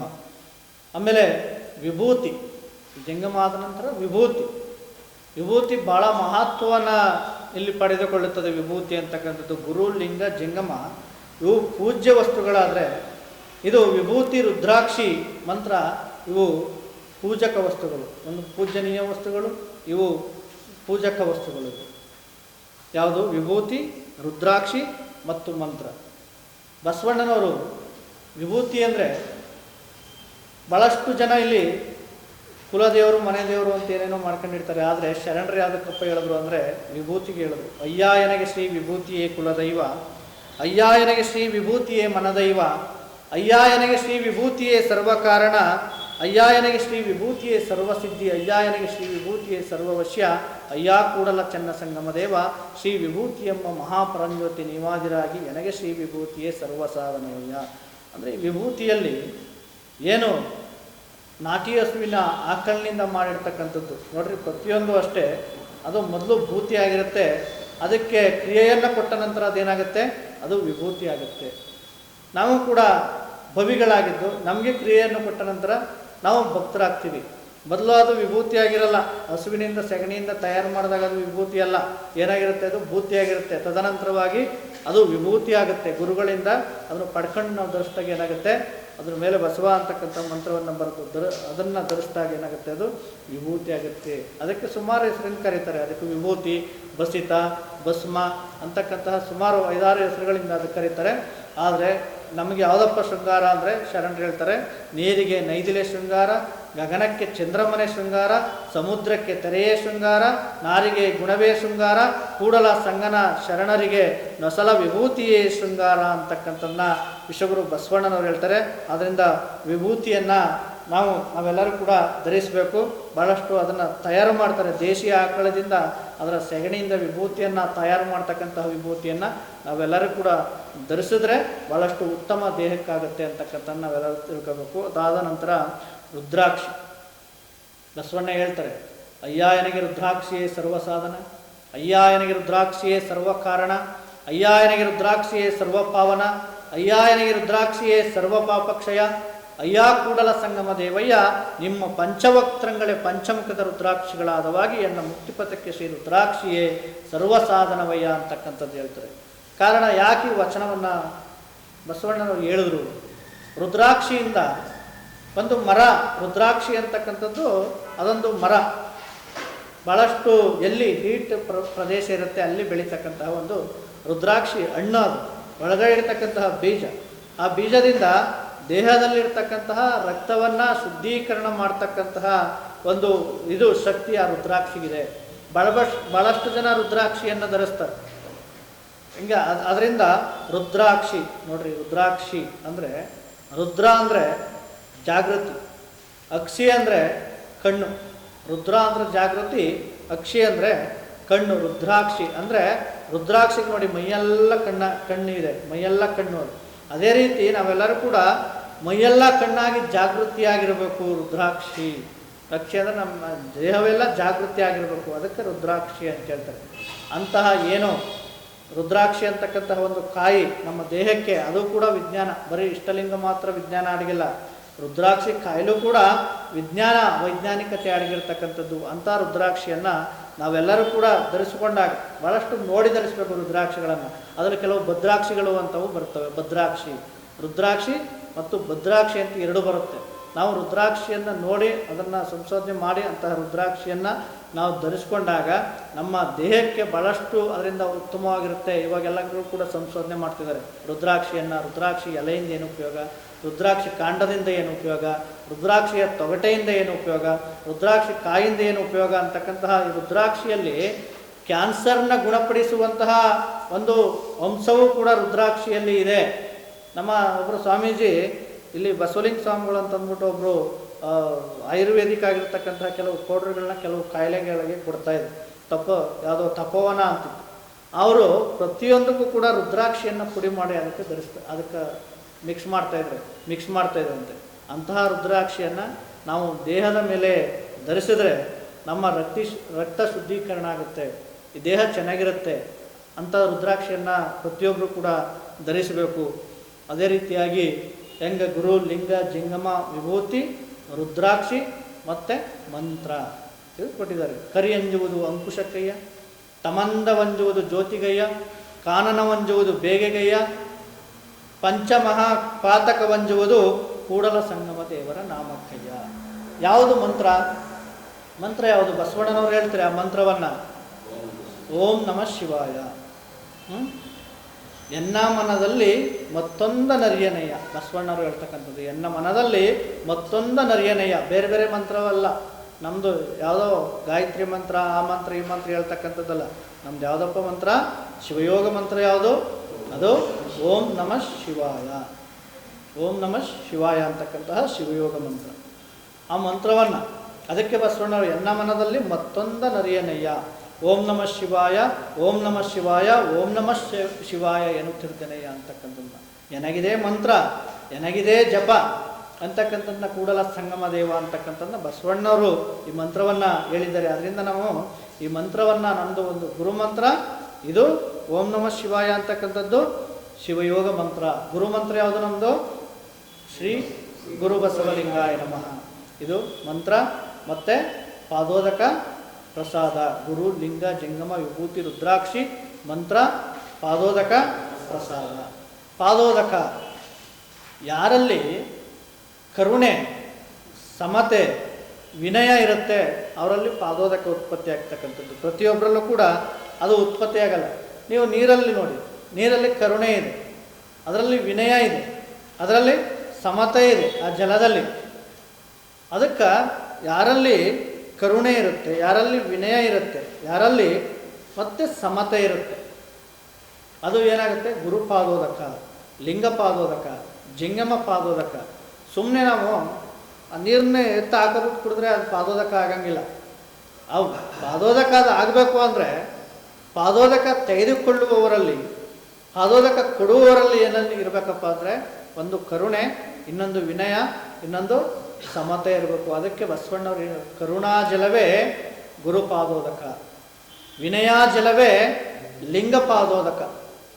ಕರುಣೆ ಇಲ್ಲ ಅಂತ ಏನು ಮಾಡೋಕ್ಕಾಗಲ್ಲ. ದಯವಿಲ್ಲದ ಧರ್ಮ ಅದಾವುದಯ್ಯ, ದಯವಿರಬೇಕು ಸಕಲ ಪ್ರಾಣಿಗಳೆಲ್ಲರಲ್ಲಿ, ದಯವಿಲ್ಲದಂಥವರನ್ನೆಲ್ಲನೆಯ ಕೂಡಲ ಸಂಗಮ ದೇವ. ಅದಕ್ಕೆ ದಯ ಇದ್ದಾಗ, ನಮ್ಮಲ್ಲಿ ಕರುಣೆ ಇದ್ದಾಗ, ಸಕಲ ಜೀವರಾಶಿಗಳಿಗೂ ಲೇಸನ್ನೇ ಬಯಸುವಂತಹ ಕರುಣೆ ನಮ್ಮಲ್ಲಿ ಇದ್ದಾಗ ಏನಾಗುತ್ತೆ, ನಾವು ತೆಗೆದುಕೊಳ್ತಕ್ಕಂಥದ್ದು ಅದು ಗುರುಪಾದೋದಕ. ಲಿಂಗಪಾದೋದಕ, ಭಾಳಷ್ಟು ಜನಕ್ಕೆ ವಿದ್ಯೆ ಇದೆ, ವಿದ್ಯೆ ಅಂತಕ್ಕಂಥ ಅಹಂಕಾರ ಇದೆ. ಕೆಲವರಿಗೆ ಜ್ಞಾನ ಬಂದಾಗಲೂ ಅಹಂಕಾರ ಇರುತ್ತೆ. ಆದರೆ ವಿದ್ಯೆಯ ಜೊತೆ ಏನಿರಬೇಕಪ್ಪ ಅಂದರೆ ನಮ್ಮಲ್ಲಿ ವಿನಯ ಇರಬೇಕು ಭಾಳಷ್ಟು. ಇದು ಕೆಲವರಲ್ಲಿ ಇಲ್ಲ. ನಾವು ಕೆಲವರಿಗೆ ಅಹಂಕಾರ ಇರುತ್ತೆ, ವಿನಯ ಇರೋಂಗಿಲ್ಲ. ಅಹಂಕಾರ ಬಿಟ್ಟು ನಾವು ವಿನಯತೆಯನ್ನು ಸಂಪಾದನೆ ಮಾಡಿಕೊಂಡಾಗ ನಾವು ಲಿಂಗದ ಮೇಲೆ ಎರೀತೀವಲ್ಲ, ಅದೇನಾಗುತ್ತೆ, ಅದು ಲಿಂಗಪಾದೋದಕ ಆಗುತ್ತೆ. ಇಲ್ಲ ಈ ಆಚಾರ ನಮ್ಮಲ್ಲಿ ಇಲ್ಲ ಅಂದರೆ, ಏನು ಕರುಣೆ ಅಂತಕ್ಕಂತಹ ಆಚಾರ ನಮ್ಮಲ್ಲಿ ಇಲ್ಲ ಅಂದರೆ ಗುರು ಆಗಿರೋಲ್ಲ, ಅದು ಗುರು ಪಾದೋದಕ ಆಗಿರೋಲ್ಲ ಅದು. ಮತ್ತು ವಿನಯ ಅಂತಕ್ಕಂತಹ ಆಚಾರ ನಮ್ಮಲ್ಲಿ ಇಲ್ಲ ಅಂದರೆ ಅದೇನಾಗುತ್ತೆ, ಅದು ಲಿಂಗ ಪಾದೋದಕ ಆಗಿರಲ್ಲ, ಅದು ನೀರಾಗಿರುತ್ತೆ. ಅದು ಪಾದೋದಕ ಆಗಬೇಕು ಅಂದರೆ ನಮ್ಮಲ್ಲಿ ವಿನಯ ಇರಬೇಕು, ವಿದ್ಯೆಯ ಜೊತೆ ವಿನಯ ಇರಬೇಕು. ಅಂತಹ ವಿನಯಾಜಲವೇ ಲಿಂಗ ಪಾದೋದಕ, ಸಮತಾ ಜಲವೇ ಜಂಗಮ ಪಾದೋದಕ. ಪ್ರತಿಯೊಂದು ಕೂಡ ಸಮಾನತೆ ಇರಬೇಕು ನಮ್ಮಲ್ಲಿ. ಪ್ರತಿ ದೇಹದಲ್ಲಿರ್ತಕ್ಕಂತಹ ಏನು ಕಣ್ಣು, ಮೂಗು, ನಾಲಿಗೆ, ನಮ್ಮ ಏನು ಪಂಚೇಂದ್ರಿಯಗಳು ಸಮಾನವಾಗಿರಬೇಕು. ಅವೆಲ್ಲವೂ ಕೂಡ ಮನಸ್ಸು ಒಂದನ್ನು ನೆನೆಯತಕ್ಕಂಥದ್ದು, ಕಣ್ಣು ಒಂದನ್ನು ನೋಡ್ತಕ್ಕಂಥದ್ದು. ನಮ್ಮ ಪಂಚೇಂದ್ರಿಯಗಳು ಒಂದಕ್ಕೊಂದು ಸಮವಿಲ್ಲವಯ್ಯ. ಕಾಲಿಗಳೆರಡು ಗಾಲಿ ಕಂಡಯ್ಯ, ದೇಹವೆಂಬುದೊಂದು ತುಂಬಿದ ಬಂಡಿ ಕಂಡಯ್ಯ. ಬಂಡಿಯ ಒಡೆಯವರು ಐವರು ಮಾನಿಸರು, ಒಬ್ಬರಿಗೊಬ್ಬರು ಸಮನಿಲ್ಲವಯ್ಯ. ಅದರ ಇಚ್ಛೆಯನ್ನೆರೆದು ಒಡೆಯದಿದ್ದರೆ ಅದರ ಅಚ್ಚು ಮುರಿದಿತ್ತು ಗುಹೇಶ್ವರ ಅಂತಕ್ಕಂಥದ್ದು ಹೇಳ್ತಾರೆ. ಅದರಿಂದ ನಮ್ಮ ದೇಹದಲ್ಲಿ ಎಲ್ಲವನ್ನು ಕೂಡ ಆ ಒಂದು ಸಮತೆಯನ್ನು ತಂದುಕೊಂಡು, ಶಾಂತಿಯನ್ನು ತಂದುಕೊಂಡು ತೆಗೆದುಕೊಂಡಾಗ ಗಂಡು ಮೇಲಲ್ಲ, ಹೆಣ್ಣು ಕೀಳಲ್ಲ, ಸತಿಪತಿಗಳೊಂದಾದ ಭಕ್ತಿ ಹಿತವಾಗಿರುವುದು ಶಿವಂಗೆ, ಈ ರೀತಿಯಾಗಿ ಸಮತೆಯಿಂದ ನಾವು ತೆಗೆದುಕೊಂಡಾಗ ಏನಾಗಪ್ಪ ಅಂತ ಅದಾಗುತ್ತಾ ಇದ್ರೆ ಅದು ಜಂಗಮ ಪಾದೋದಕ.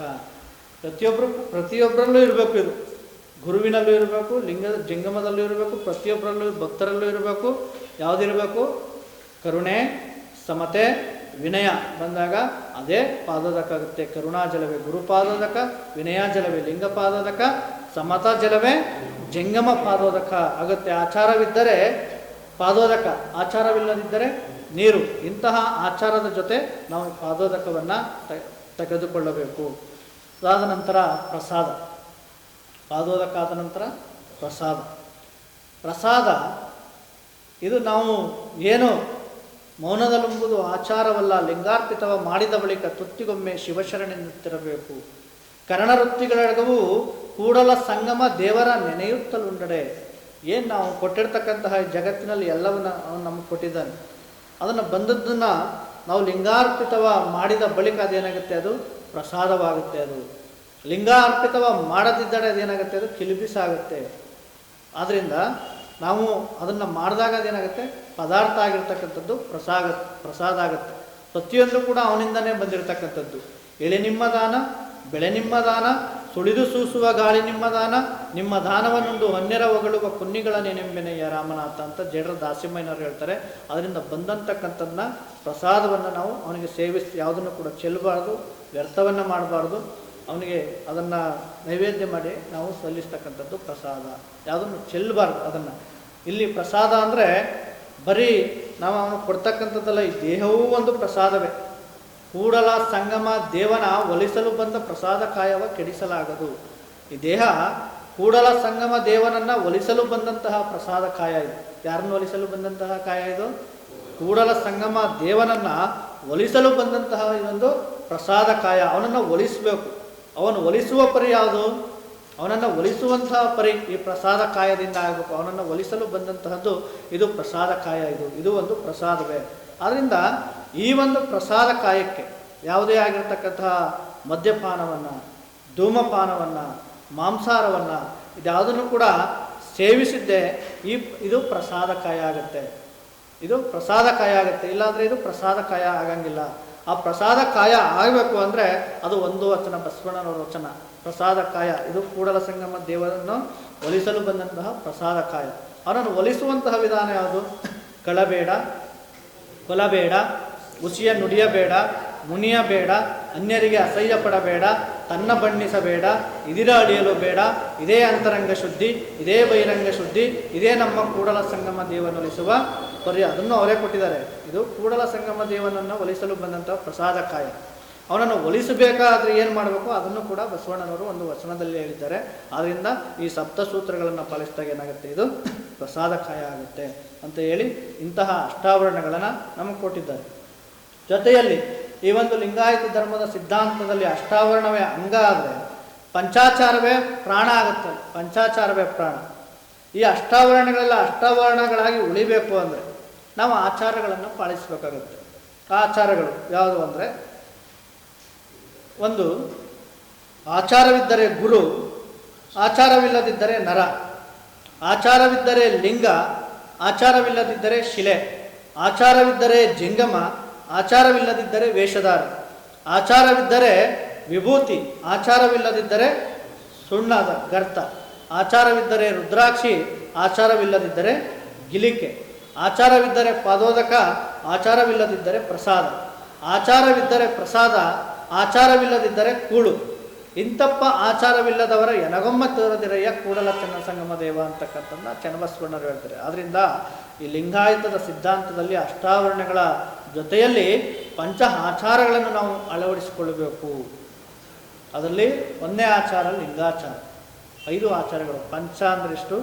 5 ಆಚಾರಗಳು. ಇದನ್ನು ತಿಳ್ಕೋಬೇಕು. ಲಿಂಗಾಚಾರ, ಸದಾಚಾರ, ಶಿವಾಚಾರ, ವೃತ್ಯಾಚಾರ, ಗಣಾಚಾರ ಅಂತಕ್ಕಂತಹ 5 ಆಚರಣೆಗಳನ್ನು ನಮಗೆ ಕೊಟ್ಟಿರ್ತಕ್ಕಂಥದ್ದು. ಲಿಂಗಾಚಾರ ಅಂದ್ರೇನು? ಎಲ್ರಿಗೂ ಕೂಡ ಗುರು ಇಷ್ಟಲಿಂಗವನ್ನು ಕೊಟ್ಟಿರ್ತಾರೆ. ಆ ಇಷ್ಟಲಿಂಗವನ್ನು ಕೊಟ್ಟ ನಂತರವೂ ಕೂಡ ನಾವು ಅನ್ಯ ದೇವರಿಗೆ ಬೇರೆ ಬೇರೆ ಎಲ್ಲಿ ಹೋಗಿ ಎರಗ್ತೀವಲ್ಲ ಅದನ್ನು ಬಿಡಬೇಕು. ಅದನ್ನೇ ಲಿಂಗಾಚಾರ ಅಂತ ಹೇಳೋದು. ಲಿಂಗವನ್ನಲ್ಲದೆ ಮತ್ತೊಂದನರಿಯದಿರುವುದೇ ಲಿಂಗಾಚಾರ. ಲಿಂಗವನ್ನಲ್ಲದೆ ಮತ್ತೊಂದನರಿಯದಿರುವುದೇ ಲಿಂಗಾಚಾರ. ಅದಕ್ಕೆ ಬಹಳಷ್ಟು ಇಂತಹ ಲಿಂಗವನ್ನು ಬಿಟ್ಟು, ನಮ್ಮ ಜೊತೆಗೆ ಬರ್ತಕ್ಕಂತಹ ಲಿಂಗವನ್ನು ಬಿಟ್ಟು ನಾವೆಲ್ಲೋ ಹೋಗಿ ಬೇರೆದನ್ನು ಅದು ದೊಡ್ಡದು ಇದು ದೊಡ್ಡದು ಅದನ್ನು ಅರಿತೀವಿ ಅಂತ ಹೋಗ್ತೀವಲ್ಲ, ಇದು ಲಿಂಗಾಚಾರವಲ್ಲ.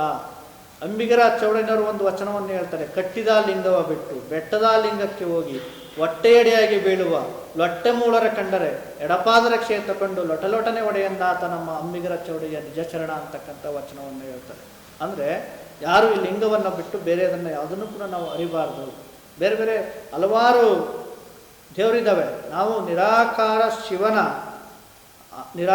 ಶಿವನ ಆಕಾರ ರೂಪವಾಗಿರ್ತಕ್ಕಂತಹ ಇಷ್ಟಲಿಂಗವನ್ನೇ ಅರಿಬೇಕು ಹೊರತು ಬೇರೆ ಬೇರೆ ಅವರು ನಿರ್ಮಿಸಿರ್ತಕ್ಕಂತಹ ಕ್ಷುದ್ರ ದೇವತೆಗಳಿಗೆ ಬೇರೆ ಬೇರೆ ಅದನ್ನು ನಾವು ಅರಿಯಬಾರದು ಅಂತ ಹೇಳ್ತಾರೆ ಶರಣರು. ತದನಂತರವಾಗಿ ಇದಕ್ಕೆ ಲಿಂಗ, ಗುರು ಕೊಟ್ಟಿರ್ತಕ್ಕಂತಹ ಲಿಂಗವೇ ನಮಗೆ ಎಲ್ಲ ಅಂತಕ್ಕಂಥದ್ದು. ಯಾಕಂದರೆ ಅದು ನಾವು ಸತ್ತಾಗಿ ಬರ್ತಕ್ಕಂಥದ್ದು ನಮ್ಮ ಜೊತೆ ಇಷ್ಟಲಿಂಗ ಒಂದೇ. ಅದನ್ನು ಬಿಟ್ಟು ಬೇರೆದ್ರ ಕಡೆ ನಾವು ಹೋಗಬಾರ್ದು ಲಿಂಗವಂತರು. ಈ ಆಚಾರ ನಮ್ಮಲ್ಲಿ ಇರಬೇಕು. ಅವಾಗೇನಾಗುತ್ತೆ? ಆಚಾರವಿದ್ದರೆ ಲಿಂಗ, ಆಚಾರವಿಲ್ಲದಿದ್ದರೆ ಶಿಲೆ ಅಂತ ಹೇಳ್ತಾರೆ. ಅದಾದ ನಂತರ ಸದಾಚಾರ. ಲಿಂಗಾಚಾರ ಇದ್ದರೆ ಸಾಲದು. ಬರೀ ಲಿಂಗವನ್ನು ಬಿಟ್ಟು ಬೇರೆ ಎಲ್ಲೂ ಹೋಗಲ್ಲಪ್ಪ, ನಾನು ಬರೀ ಹಿಂಗಿದ್ದೀನಿ ಸಾಕು, ಅದಲ್ಲ. ಅದರ ಜೊತೆಯಲ್ಲಿ ಸದಾಚಾರ ಅಂತಕ್ಕಂಥದ್ದು ಇರಬೇಕು. ಸದಾಚಾರ ಅಂದರೆ ಸತ್ಯಶುದ್ಧ ಕಾಯಕ. ಪ್ರತಿಯೊಬ್ಬರು ಕೂಡ ಕಾಯಕವನ್ನು ಮಾಡಬೇಕು. ಸ್ವಯಂ ಕಾಯಕದಿಂದ, ಸತ್ಯಶುದ್ಧ ಕಾಯಕದಿಂದ ಬಂದಂಥದ್ದನ್ನು ಗುರುಲಿಂಗ ಜಂಗಮಕ್ಕೆ ದಾಸೋಹ ಮಾಡುವುದೇ ಸದಾಚಾರ ಅಂತ ಹೇಳ್ತಾರೆ. ಲಿಂಗಾಚಾರದ ಜೊತೆ ಸದಾಚಾರವೂ ಇರಬೇಕು. ಸತ್ಯಶುದ್ಧ ಕಾಯಕದಿಂದ, ಸ್ವಯಂ ಕಾಯಕದಿಂದ ಬಂದಂತಹದನ್ನ ಗುರುಲಿಂಗ ಜಂಗಮಕ್ಕೆ ದಾಸೋಹ ಮಾಡ್ತಕ್ಕಂಥದ್ದೇ ಸದಾಚಾರ, ಸತ್ಯಶುದ್ಧ ಆಚಾರ ಅಂತ ಹೇಳ್ತಾರೆ ಶರಣರು. ಈ ರೀತಿಯಾಗಿರ್ತಕ್ಕಂತಹ ಬಸವಣ್ಣನವರು ಕೊಟ್ಟಿರ್ತಕ್ಕಂತಹ ಆಚಾರ ಇದು ಇರಬೇಕು. ನಮಗೆ ಚಲಬೇಕು ಶರಣಂಗೆ ಪರಸತಿಯನೊಲ್ಲೆನೆಂಬ, ಚಲಬೇಕು ಶರಣಂಗೆ ಪರಧನವನೊಲ್ಲೆನೆಂಬ, ಚಲಬೇಕು ಶರಣಂಗೆ ಪರದೈವವನೊಲ್ಲೆನೆಂಬ. ನೋಡ್ರಿ, ಇಲ್ಲಿ ಎಲ್ಲ ಆಚರಣೆಗಳು ಬಂದ್ಬಿಡ್ತು. ಇದರಲ್ಲಿ ಎಲ್ಲ ಆಚರಣೆಗಳು ಬಂದ್ಬಿಡ್ತು. ಈ ರೀತಿಯಾಗಿರ್ತಕ್ಕಂಥ ಛಲ ಪ್ರತಿಯೊಬ್ಬ ಭಕ್ತನಲ್ಲೂ ಇರಬೇಕು. ಚಲಬೇಕು ಶರಣಂಗೆ ಪರಸತಿಯನಲ್ಲೇನೆಂಬ, ಚಲಬೇಕು ಶರಣಂಗೆ ಪರಧನವನಲ್ಲೇನೆಂಬ, ಚಲಬೇಕು ಶರಣಂಗೆ ಪರದೈವವನಲ್ಲೇನೆಂಬ, ಚಲಬೇಕು ಶರಣಂಗೆ ಲಿಂಗ ಜಂಗಮ ಒಂದೇ ಎಂಬ, ಚಲಬೇಕು ಶರಣಂಗೆ ಪ್ರಸಾದ ದಿಟವೆಂಬ, ಇಂತಪ್ಪ ಛಲವಿಲ್ಲದವರ ಮೆಚ್ಚ ನಮ್ಮ ಕೂಡಲ ಸಂಗಮ ದೇವ. ಇಂತಹ ಸದಾಚಾರವನ್ನು ನಾವು ಪ್ರತಿಯೊಬ್ಬರು ಕೂಡ ಪಾಲಿಸಬೇಕು. ಸದಾಚಾರ, ಭ್ರಷ್ಟಾಚಾರವನ್ನು ಮಾಡಬಾರ್ದು, ಭ್ರಷ್ಟಾಚಾರವನ್ನು ಬಿಡಬೇಕು, ಪರಧನಕ್ಕೆ ನಾವು ಹೋಗಬಾರ್ದು. ಸತ್ಯಶುದ್ಧ ಕಾಯಕದಿಂದ ಗುರುಲಿಂಗ ಜಂಗಮಕ್ಕೆ ದಾಸೋಹ ಮಾಡುವುದು ಸದಾಚಾರ. ತದನಂತರವಾಗಿ ಶಿವಾಚಾರ. ಶಿವಾಚಾರ ಶಿವಭಕ್ತರಲ್ಲಿ ಕುಲವನರಸದಿರುವುದೇ ಶಿವಾಚಾರ. ನಾವೆಲ್ಲರೂ ಕೂಡ ಶಿವಭಕ್ತರಲ್ಲ, ಪ್ರತಿಯೊಬ್ಬರು ಕೂಡ ಶಿವಭಕ್ತರಾಗಿದ್ದೀವಿ. ಮತ್ತೋಗಿ ಏನು ಮಾಡ್ತೀವಿ ಅಂದರೆ, ನಾವು ಮನೆಗಳಿಗೆ ಹೋದಾಗ ಮಕ್ಕಳಿಗೆ ಮದುವೆ ಮಾಡ್ತಕ್ಕಂಥ ಸಂದರ್ಭದಲ್ಲಿ ಮತ್ತೆ ಹೋಗಿ ಏನು ಮಾಡ್ತೀವಿ ಅಂದರೆ, ಎಲ್ಲ ಲಿಂಗವಂತರಾಗಿರ್ತೀವಿ, ಎಲ್ಲ ಒಂದೇ ಲಿಂಗ ಧರಿಸಿರ್ತಕ್ಕಂಥವ್ರು ಎಲ್ಲರೂ ಹೋಗ್ತಾರೆ. ಅಲ್ಲಿ ಲಿಂಗವನ್ನು ಧರಿಸ್ಕೊಂಡ್ಮೇಲೆ ಶಿವಭಕ್ತರಲ್ಲಿ ಒಂದೇ. ಹುಡುಗನ ನೋಡೋಕೆ ಹೋದಾಗ, ಹುಡುಗಿ ನೋಡೋಕೆ ಹೋದಾಗ ಅಲ್ಲೇನು ಕೇಳ್ತಾರೆ, ನಿಮ್ಮದು ಯಾವ ದೇವ್ರ ಕುಲ ಅಂತ ಕೇಳ್ತಾರೆ. ನಿಮ್ಮದು ಯಾವ ದೇವ್ರ ಕುಲ? ಲಿಂಗವಂತರಿಗೆ ಯಾವುದೂ ಒಂದೇ ಕುಲ, ಅದ್ಯಾವುದು ಲಿಂಗ ಕುಲ. ನಮ್ಮದೆಲ್ಲವೂ ಕೂಡ ಒಂದೇ ಕುಲ, ಲಿಂಗ ಭಕ್ತರೆಲ್ಲ ಒಂದೇ ಕುಲ, ಶಿವಭಕ್ತರು. ಮತ್ತೋಗ ಅಲ್ಲಿ ಏನು ಮಾಡ್ತಾರೆ ಅಂದರೆ, ಅಲ್ಲಿ ಕೇಳ್ತಾರೆ. ಅದರಿಂದ ಅಲ್ಲಿ ಕೇಳಬಾರ್ದು. ಶಿವಭಕ್ತರಲ್ಲಿ ಕುಲವನರಸದಿರುವುದೇ ಶಿವಾಚಾರ ಅಂತ ಹೇಳ್ತಾರೆ. ಎಲ್ಲರೂ ಒಂದೇ ಅಂತಕ್ಕಂಥ ಬಾಳ್ತಕ್ಕಂಥದ್ದು, ಲಿಂಗವಂತರೆಲ್ಲ ಒಂದೇ, ಶಿವಭಕ್ತರೆಲ್ಲ ಒಂದೇ ಅಂತಕ್ಕಂಥದ್ದೇ ಬಾಳುವುದೇ ಶಿವಾಚಾರ. ಅಲ್ಲಿ ಹೋಗಿ ಈ ದೇವರ ಕುಲ, ರಾಶಿ ಯಾವುದು, ನಕ್ಷತ್ರ ಯಾವುದು ಅಂತ ಕೇಳ್ತಲ್ಲ, ಅದು ಶಿವಾಚಾರ ಅಲ್ಲ, ಅದು ಶಿವಾಚಾರ ಮಾರ್ಗವಲ್ಲ. ಪಂಚಾಂಗ ಕೇಳ್ತಕ್ಕಂಥದ್ದು ಶಿವಾಚಾರ ಮಾರ್ಗವಲ್ಲ. ಆದ್ದರಿಂದ ನಾವ್ಯಾರೂ ಕೂಡ ಕುಲವ ನರಸಬಾರದು. ಬಸವಣ್ಣವರು ಒಂದು ಕಡೆ ಹೇಳ್ತಾರೆ, ದೇವ ಸಹಿತ ಭಕ್ತ ಮನೆಗೆ ಬಂದಡೆ ಕಾಯಕವ್ಯಾವುದೆಂದು ಬೆಸೆಗೊಂಡನಾದಡೆ ನಿಮ್ಮಾಣೆ ನಿಮ್ಮ ಪ್ರಮತರಾಣೆ ತಲೆದಂಡ ಕೂಡಲ ಸಂಗಮ ದೇವ ಅಂತ ಹೇಳ್ತಾರೆ. ಅದರಿಂದ ನಾವು ಅಲ್ಲಿ ಕುಲವನ್ನು, ಶಿವಭಕ್ತರಲ್ಲಿ ಕುಲವನ್ನು ಅರಸಬಾರದು. ಕುಲವನ್ನು ಅರಸದಿರುವುದೇ ಶಿವಾಚಾರ. ತದನಂತರವಾಗಿ ಶಿವಾಚಾರ ಆದಮೇಲೆ ಯಾವ ಆಚಾರ? ಗಣಾಚಾರ. ಗಣಾಚಾರ ಅಂದರೆ ಎಲ್ಲಿ ಧರ್ಮಕ್ಕೆ ಅಡೆತಡೆಗಳು ಬರ್ತವೆ ಅದರ ವಿರುದ್ಧ ಹೋರಾಟ ಮಾಡ್ತಕ್ಕಂಥದ್ದು ಗಣಾಚಾರ. ಎಲ್ಲಿ ನಮ್ಮ ಅಷ್ಟಾವರಣಕ್ಕೆ ಎಲ್ಲಿ ನಿಂದೆ ಬರುತ್ತೆ, ಗುರುನಿಂದೆ, ಲಿಂಗನಿಂದೆ, ಜಂಗಮನಿಂದೆ, ವಿಭೂತಿನಿಂದೆ, ರುದ್ರಾಕ್ಷ, ಪಾದೋದಕ, ಪ್ರಸಾದ, ಎಲ್ಲಿ ಧರ್ಮಕ್ಕೆ ನಿಂದೆ ಬರುತ್ತೆ ಅದರ ವಿರುದ್ಧ ನಾವು ಹೋರಾಟ ಮಾಡ್ತಕ್ಕಂಥದ್ದು ಇದು ಶತ್ರುಗಳು ನಮ್ಮ ಹೊರಗಿಲ್ಲ, ಶತ್ರುಗಳು ನಮ್ಮ ಒಳಗಡೆನೇ ಇದ್ದಾವೆ. ಅದರ ವಿರುದ್ಧ ನಾವು ಹೋರಾಟ ಮಾಡಬೇಕು. ಯಾಕಂದರೆ ಕಣ್ಣು ನಾವು ಹೇಳ್ದಂಗೆ ಕೇಳಲ್ಲ, ಮನಸ್ಸು ನಾವು ಹೇಳ್ದಂಗೆ ಕೇಳಲ್ಲ. ಕಣ್ಣು ನಾವು ಹೇಳ್ದಂಗೆ ಕೇಳಲ್ಲ, ಮನಸ್ಸು ನಾವು ಹೇಳ್ದಂಗೆ ಕೇಳಲ್ಲ. ನಮ್ಮ ಒಳಗಡೆ ಇರ್ತಕ್ಕಂಥ ಒಂದಷ್ಟು ಶತ್ರುಗಳಿದ್ದಾವೆ. ಇದರ ವಿರುದ್ಧ ಆಚರಣೆ ಮಾಡೋದು, ಇದನ್ನು ಲಿಂಗ ತಳಬದಿಗೆ ತೆಗೆದುಕೊಂಡು ಬರ್ತಕ್ಕಂಥದ್ದು. ನೋಡ್ರಿ, ಹೊರಗಡೆಯವರು ಲಿಂಗ ಪೂಜೆ ಮಾಡುವ ಅದು ಬೇರೆ, ಆದರೆ ಒಳಗಡೆ ಕಣ್ಣನ್ನು ಲಿಂಗ ನೋಡುವಂದ್ರೆ ನೋಡಲ್ಲ, ಅದು ವಿರೋಧ ಮಾಡುತ್ತೆ. ಮನಸ್ಸು ಲಿಂಗ ನೋಡುವಂದ್ರೆ ನೋಡಲ್ಲ, ಅದು ವಿರೋಧ ಮಾಡುತ್ತೆ. ಇಂತಹ ಒಳಗಡೆ ಇರ್ತಕ್ಕಂತಹ ವಿರೋಧಿಗಳ ವಿರುದ್ಧ, ನಮ್ಮ ಒಳಗಡೆ ಇರ್ತಕ್ಕಂತಹ ವಿರೋಧಿಗಳ ವಿರುದ್ಧ ಹೋರಾಟ ಮಾಡಿ ಅವುಗಳನ್ನು ಸರಿದಾರಿಗೆ ತರ್ತಕ್ಕಂಥದ್ದು ನಮ್ಮ ಎಲ್ಲ ಗಣಗಳ ಆಚಾರವಾಗಿದೆ. ಇದಕ್ಕೆ ಏನು ಹೇಳ್ತಾರೆ ಅಂದರೆ ಗಣಾಚಾರ ಅಂತ ಹೇಳ್ತಾರೆ. ಇದು ಗಣಾಚಾರ. ವೃತ್ಯ ಅದಾದ ನಂತರ ಭೃತ್ಯಾಚಾರ. 5 ಆಚಾರಗಳಲ್ಲಿ ಭೃತ್ಯಾಚಾರ ಅಂದರೆ ಎನಗಿಂತ ಕಿರಿಯರಿಲ್ಲ, ಶಿವಭಕ್ತರಿಗಿಂತ ಹಿರಿಯರಿಲ್ಲ ಅಂತಕ್ಕಂಥ ಅಹಂಕಾರವನ್ನು ನಿರಸನ ಮಾಡಿಕೊಂಡು ವೃತ್ಯತ್ವವನ್ನು ನಾವು ಅಳವಡಿಸಿಕೊಂಡು ನಾವು ಬದುಕ್ತಕ್ಕಂಥದ್ದು. ಸದುವಿನಯ, ನುಡಿದರೆ ಮುತ್ತಿನ ಹಾರದಂತಿರಬೇಕು. ಇದು ಯಾವ ವೃತ್ಯಾಚಾರ. ಕೆಲವರು ಮಾತುಗಳಿಂದ ಕೆಲವು ಜಗಳ, ಮನೆಗಳಲ್ಲಿ ಅನೇಕ ಕಲಹಗಳು, ಜಗಳಗಳು ಇವೆಲ್ಲ ಆಗ್ತಾ ಇರ್ತವೆ. ಬರೀ ಮನೆಗಳಲ್ಲ, ಸಮುದಾಯದಲ್ಲಿ, ಸಮಾಜದಲ್ಲಿ ಸಂಘರ್ಷಗಳು ನಡೀತಾ ಇರ್ತವೆ. ಯಾವುದರಿಂದ ನಡೀತಾವಪ್ಪ ಅಂದರೆ ಮಾತಿನಿಂದ ನಡೀತವೆ. ಮಾತಿನಿಂದ ಹಗೆಯು, ಮಾತಿನಿಂದ ಕೊಲೆಯು, ಮಾತಿನಿಂದ ಸಕಲ ಸಂಪದವು ಸರ್ವಜ್ಞ ಅಂತ ಹೇಳ್ತಾರೆ. ಅದರಿಂದ ನಮ್ಮ ಮಾತು ಸರಿ ಇರಬೇಕು. ಇದಕ್ಕೆ ವೃತ್ಯಾಚಾರ ಅಂತ ಹೇಳ್ತಾರೆ. ವೃತ್ಯತ್ವದಿಂದ ಮಾತನಾಡ್ತಿರಬೇಕು. ನುಡಿದರೆ ಮುತ್ತಿನಾರದಂತಿರಬೇಕು, ನುಡಿದರೆ ಮಾಣಿಕ್ಯದ ದೀಪ್ತಿ ಅಂತಿರಬೇಕು, ನುಡಿದರೆ ಸ್ಫಟಿಕದ ಸಲಾಕೆ ಅಂತಿರಬೇಕು, ನುಡಿದರೆ ಲಿಂಗ ಮೆಚ್ಚಿ ಹೌದೌದೆನ್ನಬೇಕು, ನುಡಿಯೊಳಗಾಗಿ ನಡೆಯದಿದ್ದರೆ ಕೂಡಲ ಸಂಗಮ ನಿಂತೊಲಿವನಯ್ಯ ಅಂತ ಹೇಳ್ತಾರೆ. ಆದ್ದರಿಂದ ನಮ್ಮಲ್ಲಿ ವೃತ್ಯಾಚಾರವನ್ನು ನಾವೆಲ್ಲರೂ ಕೂಡ ಅಳವಡಿಸ್ಕೋಬೇಕು. ಅಷ್ಟಾವರಣವೇ ಅಂಗ, ಪಂಚಾಚಾರವೇ ಪ್ರಾಣ, ಸಟಸ್ಥಲವೇ ಆತ್ಮ. 6 ಸ್ಥಳಗಳು. ಸಟಸ್ಥಲಗಳಂದರೆ ಹೆಂಗೆ ಅಷ್ಟಾವರಣ ಹೆಂಗೆ ಪಂಚಾಚಾರ ಇದೆ, ಹಂಗೆ ನಮ್ಮಲ್ಲಿ 6 ಸ್ಥಳಗಳಿದ್ದಾವೆ.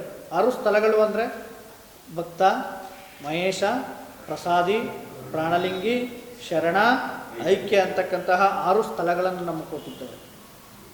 ಭಕ್ತಸ್ಥಳ, ಭಕ್ತಸ್ಥಳ ಅಂದರೆ ಚನ್ನಬಸವಣ್ಣವರು ಒಂದು ವಚನವನ್ನು ಹೇಳ್ತಾರೆ, ಭಕ್ತ ಶಾಂತನಾಗಿರಬೇಕು.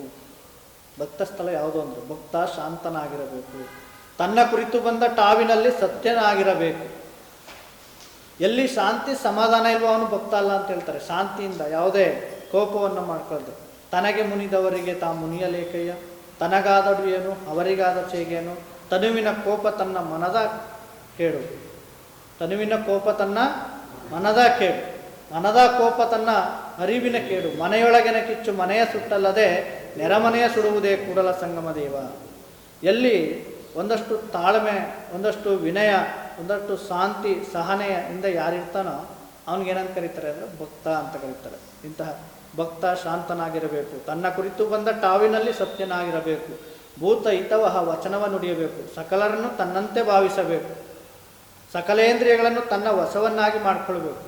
ಇದಕ್ಕೆ ಚನ್ನಬಸವಣ್ಣ ಏನು ಕರೀತಾರೆ ಅಂದರೆ ಅವನಿಗೂ ಭಕ್ತ ಅಂತ ಕರೀತಾರೆ. ಭಕ್ತಸ್ಥಳ ನಾವು ಯಾವಾಗಲೂ ಶಾಂತಿ ಸಮಾಧಾನ ಅಂತ ಇರತಕ್ಕಂಥವ್ರಿಗೆ ಭಕ್ತಸ್ಥಳ. ಶ್ರದ್ಧೆ, ವಿಶ್ವಾಸ, ಲಿಂಗದಲ್ಲಿ ಶ್ರದ್ಧೆ ಇರಬೇಕು, ವಿಶ್ವಾಸ ಇರಬೇಕು, ಪ್ರಸಾದದಲ್ಲಿ ವಿಶ್ವಾಸ ಇರಬೇಕು, ಪ್ರಸಾದವನ್ನು ಚೆಲ್ಲಬಾರ್ದು ಅದಕ್ಕೆ. ಆಮೇಲೆ ನಮ್ಮ ಕಾಯಕದಲ್ಲಿ ಶ್ರದ್ಧೆ ಇರಬೇಕು, ನಾವೇನು ಮಾಡ್ತೀವಿ ಕಾಯಕ ಅದರಲ್ಲಿ ಶ್ರದ್ಧೆ ಇರಬೇಕು, ವಿಶ್ವಾಸ ಇರಬೇಕು, ಅದರಲ್ಲಿ ನಿಷ್ಠೆ ಇರಬೇಕು ಅಂಥವನಿಗೆ ಭಕ್ತ ಅಂತ ಹೇಳ್ತಾರೆ. ಭಕ್ತ ಮಹೇಶ, ಮಹೇಶ ಸ್ಥಳ ಯಾವುದು? ಮಹೇಶ್ವರ ಸ್ಥಳ, ಮಹೇಶ ಸ್ಥಳ.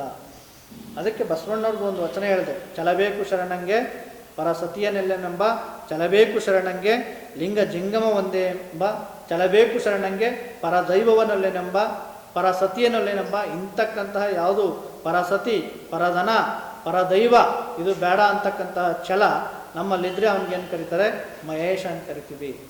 ಕೆಲವ್ರು ಏನು ಮಾಡ್ತಾರೆ ಅಂದರೆ ಮನೆಗಳಲ್ಲಿ 6 ಸ್ಥಳಗಳನ್ನು ಮಾಡಿಬಿಟ್ಟಿರ್ತಾರೆ. ಭಕ್ತ, ಮಹೇಶ, ಪ್ರಸಾದಿ, ಪ್ರಾಣಲಿಂಗಿ, ಶರಣ, ಐಕ್ಯ ಹಂಗೆ ಮಾಡ್ಕೊತಾರೆ. ಅದಲ್ಲ, ನಾವು ಸ್ಥಳಗಳ ಮುಖಾಂತರ ನಮ್ಮ ಪ್ರತಿನಿತ್ಯದ ಜೀವನದಲ್ಲಿ ಈ 6 ಸ್ಥಳಗಳನ್ನು ನಾವು ಅಳವಡಿಸ್ಕೊಳ್ಬೇಕು. ಪ್ರತಿನಿತ್ಯದ ಜೀವನದಲ್ಲಿ ಪ್ರತಿದಿನವೂ ಕೂಡ ನಾವು ಭಕ್ತರಾಗಿರಬೇಕು. ಒಂದಷ್ಟು ಶಾಂತಿ ಸಮಾಧಾನ ಶಿವಯೋಗದ ಮುಖಾಂತರವಾಗಿ ನಾವು ಅದನ್ನು ಸ್ಥಾಪಿಸ್ಕೊಳ್ಬೇಕು. ತದನಂತರವಾಗಿ ನಮಗೆ ಬೇರೆ ಯಾವುದು ಬೇಡ, ಪರಧನ ಬೇಡ, ಪರಸತಿ ಬೇಡ, ಪರದೈವ ಬೇಡ. ಇದನ್ನು ನಾವು ಜೀವನದಲ್ಲಿ ಅಳವಡಿಸಿಕೊಳ್ತಕ್ಕಂಥದ್ದು ಮಹೇಶ ಸ್ಥಳ ಆಗಿರುತ್ತೆ.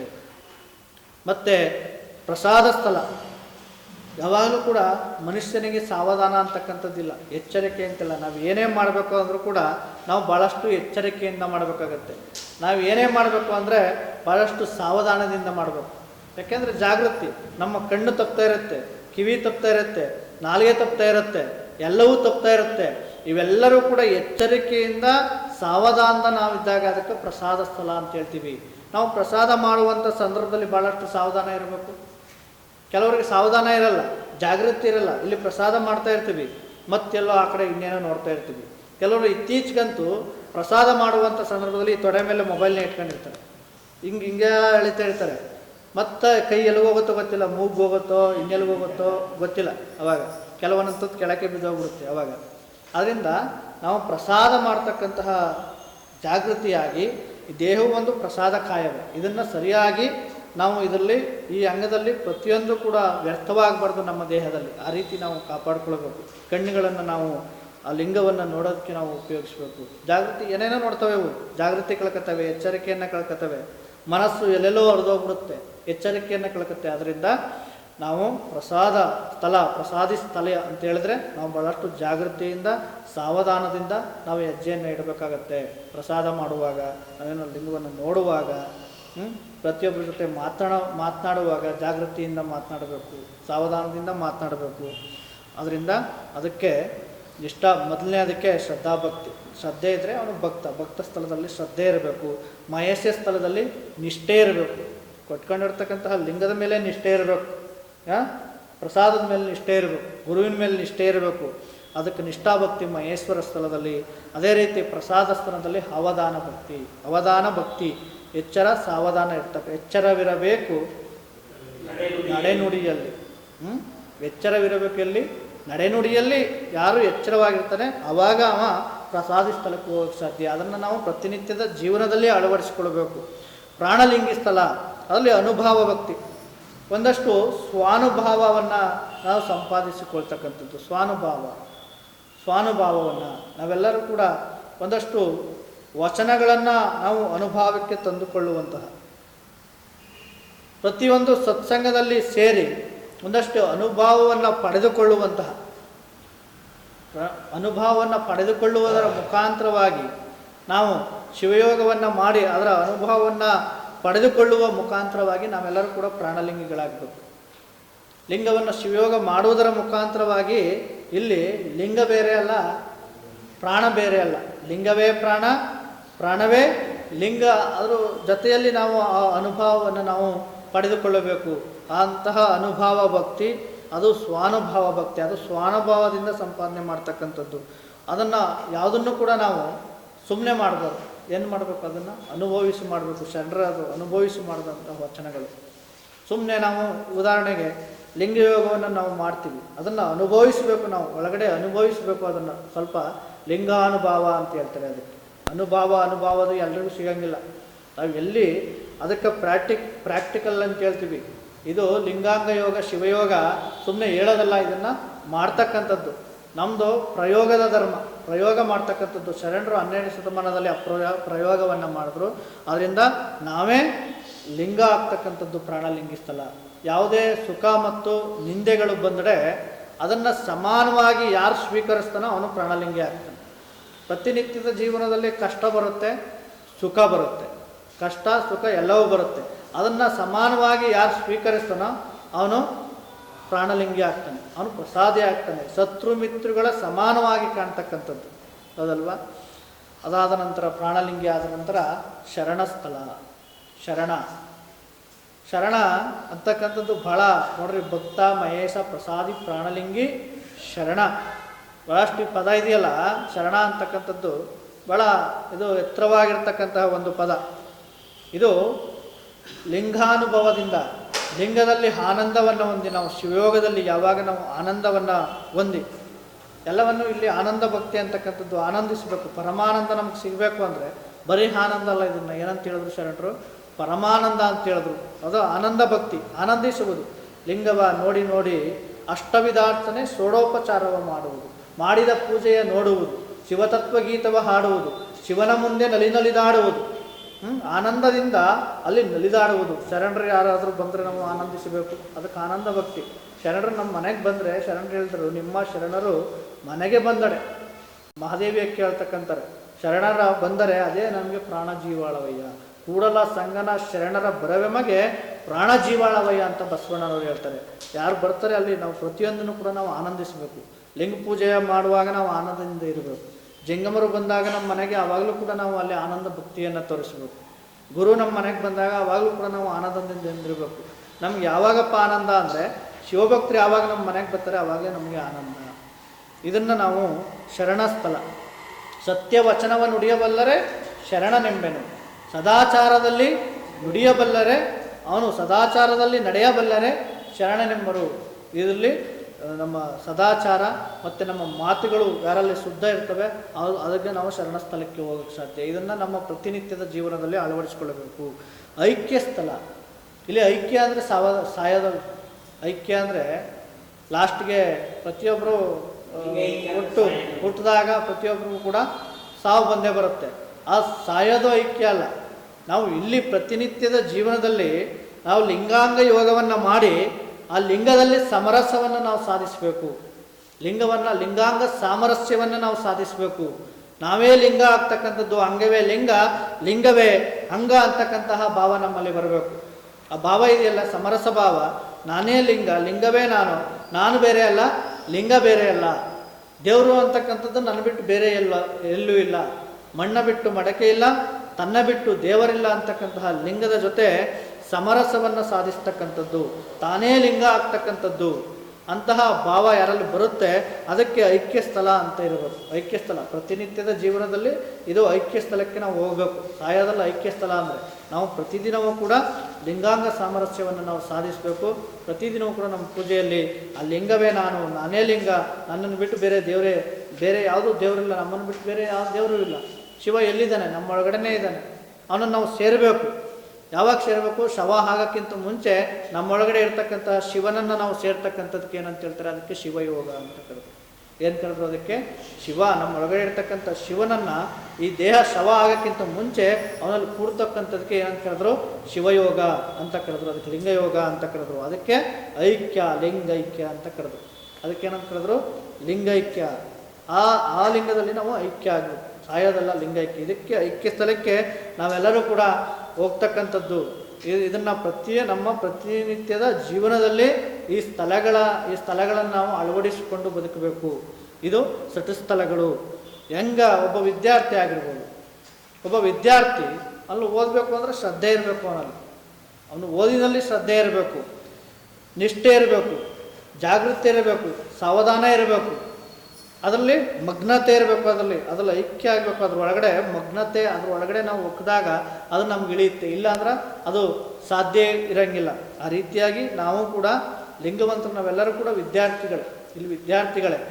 ಆ ರೀತಿಯಾಗಿ ನಮ್ಮ ಲಿಂಗದಲ್ಲಿ ಮತ್ತು ನಮ್ಮ ಭಕ್ತದಲ್ಲಿ ನಾವು ಪ್ರತಿನಿತ್ಯದ ಜೀವನದಲ್ಲಿ ಈ ಸ್ಥಳಗಳನ್ನು ಅಳವಡಿಸಿಕೊಂಡು ಭಾಳ ಜಾಗೃತಿಯಿಂದ, ಸಾವಧಾನದಿಂದ, ನಿಷ್ಠೆಯಿಂದ, ಆನಂದದಿಂದ, ಸಮರಸದಿಂದ ನಾವು ಪ್ರತಿನಿತ್ಯದ ಜೀವನದಲ್ಲಿ ಲಿಂಗದ ಜೊತೆ, ಜಂಗಮದ ಜೊತೆ, ಗುರುವಿನ ಜೊತೆ, ಪಾದೋದಕದ ಜೊತೆ, ಪ್ರಸಾದದ ಜೊತೆ, ಮಂತ್ರದ ಜೊತೆ, ಇದರಲ್ಲಿ ಎಲ್ಲ ಜೊತೆಯಲ್ಲಿ ನಾವು ಇರ್ತೀವಲ್ಲ, ಇದು ಪ್ರತಿಯೊಬ್ಬನು ಕೂಡ ಲಿಂಗವಂತನು ಪ್ರತಿನಿತ್ಯವೂ ಮಾಡಬೇಕಾಗಿರ್ತಕ್ಕಂತಹ ಒಂದು ಕ್ರಿಯೆ, ಒಂದು ಸಿದ್ಧಾಂತ ಇದು. ಷಟ್ಸ್ಥಲವನ್ನು ಉದಾಹರಣೆ ಮೂಲಕ ಹೀಗೆ ಹೇಳಬಹುದು. ಒಬ್ಬ ವಿದ್ಯಾರ್ಥಿ ಓದಿನಲ್ಲಿ ಶ್ರದ್ಧೆ ಇರಬೇಕು, ಓದಿನಲ್ಲಿ ನಿಷ್ಠೆ ಇರಬೇಕು. ಅಂದರೆ ಓದುತ್ತೇನೆ ಅಥವಾ ತಿಳಿದುಕೊಳ್ಳುತ್ತೇನೆ ಎನ್ನುವ ಛಲವಿರಬೇಕು. ಯಾತಕ್ಕಾಗಿ ಮತ್ತು ಯಾವುದನ್ನು ಓದಬೇಕೆಂಬ ಎಚ್ಚರವಿರಬೇಕು. ಓದನ್ನು ಅನುಭವಿಸಿ ಓದಬೇಕು, ಅಂದರೆ ಅರ್ಥ ಮಾಡಿಕೊಂಡು ಓದಬೇಕು. ಓದನ್ನು ಆನಂದಿಸಬೇಕು. ಜ್ಞಾನ ತಿಳಿಯುತ್ತಲ್ಲ ಎಂದು ಆನಂದಿಸುವುದು, ಜ್ಞಾನ ಪಡೆದುಕೊಂಡನಲ್ಲ ಎಂಬ ತೃಪ್ತಿ ಉಂಟಾಗುತ್ತದೆ. ಕೇವಲ ಶಿವಯೋಗ ಮಾಡುವುದಕ್ಕಲ್ಲ, ಷಟ್ಸ್ಥಲವನ್ನು ಯಾವುದೇ ಕಾಯಕಕ್ಕಾದರೂ ಅಳವಡಿಸಿಕೊಳ್ಳಬಹುದು. ಉದಾಹರಣೆಗೆ ರೈತ, ವ್ಯಾಪಾರಿ, ಉದ್ಯೋಗಿ. ಈ ಷಟ್ಸ್ಥಲ ಬಗ್ಗೆ ಹೆಚ್ಚಿನ ತಿಳಿದುಕೊಳ್ಳುವುದಾದರೆ ಕೆಳಗಿನ ಚಿತ್ರವನ್ನು ನೋಡಿ ಅದರ ಬಗ್ಗೆ ಅಧ್ಯಯನ ಮಾಡುವುದು. ಇದು ಲಿಂಗಾಯತ ಧರ್ಮದ ಒಂದು ಸಿದ್ಧಾಂತಗಳು. ಯಾವುವು? ಅಷ್ಟಾವರಣ, ಪಂಚಾಚಾರ, ಸಟಸ್ಥಲ. ಇಂಥ ಸಿದ್ಧಾಂತಗಳ ನಾವೆಲ್ಲರೂ ಕೂಡ ಅಳವಡಿಸಿಕೊಳ್ಳೋಣ ಅಂತಕ್ಕಂತಹ ಮಾತನ್ನು ಹೇಳಿ ಎಲ್ರಿಗೂ ಶರಣಾರ್ಥಿ.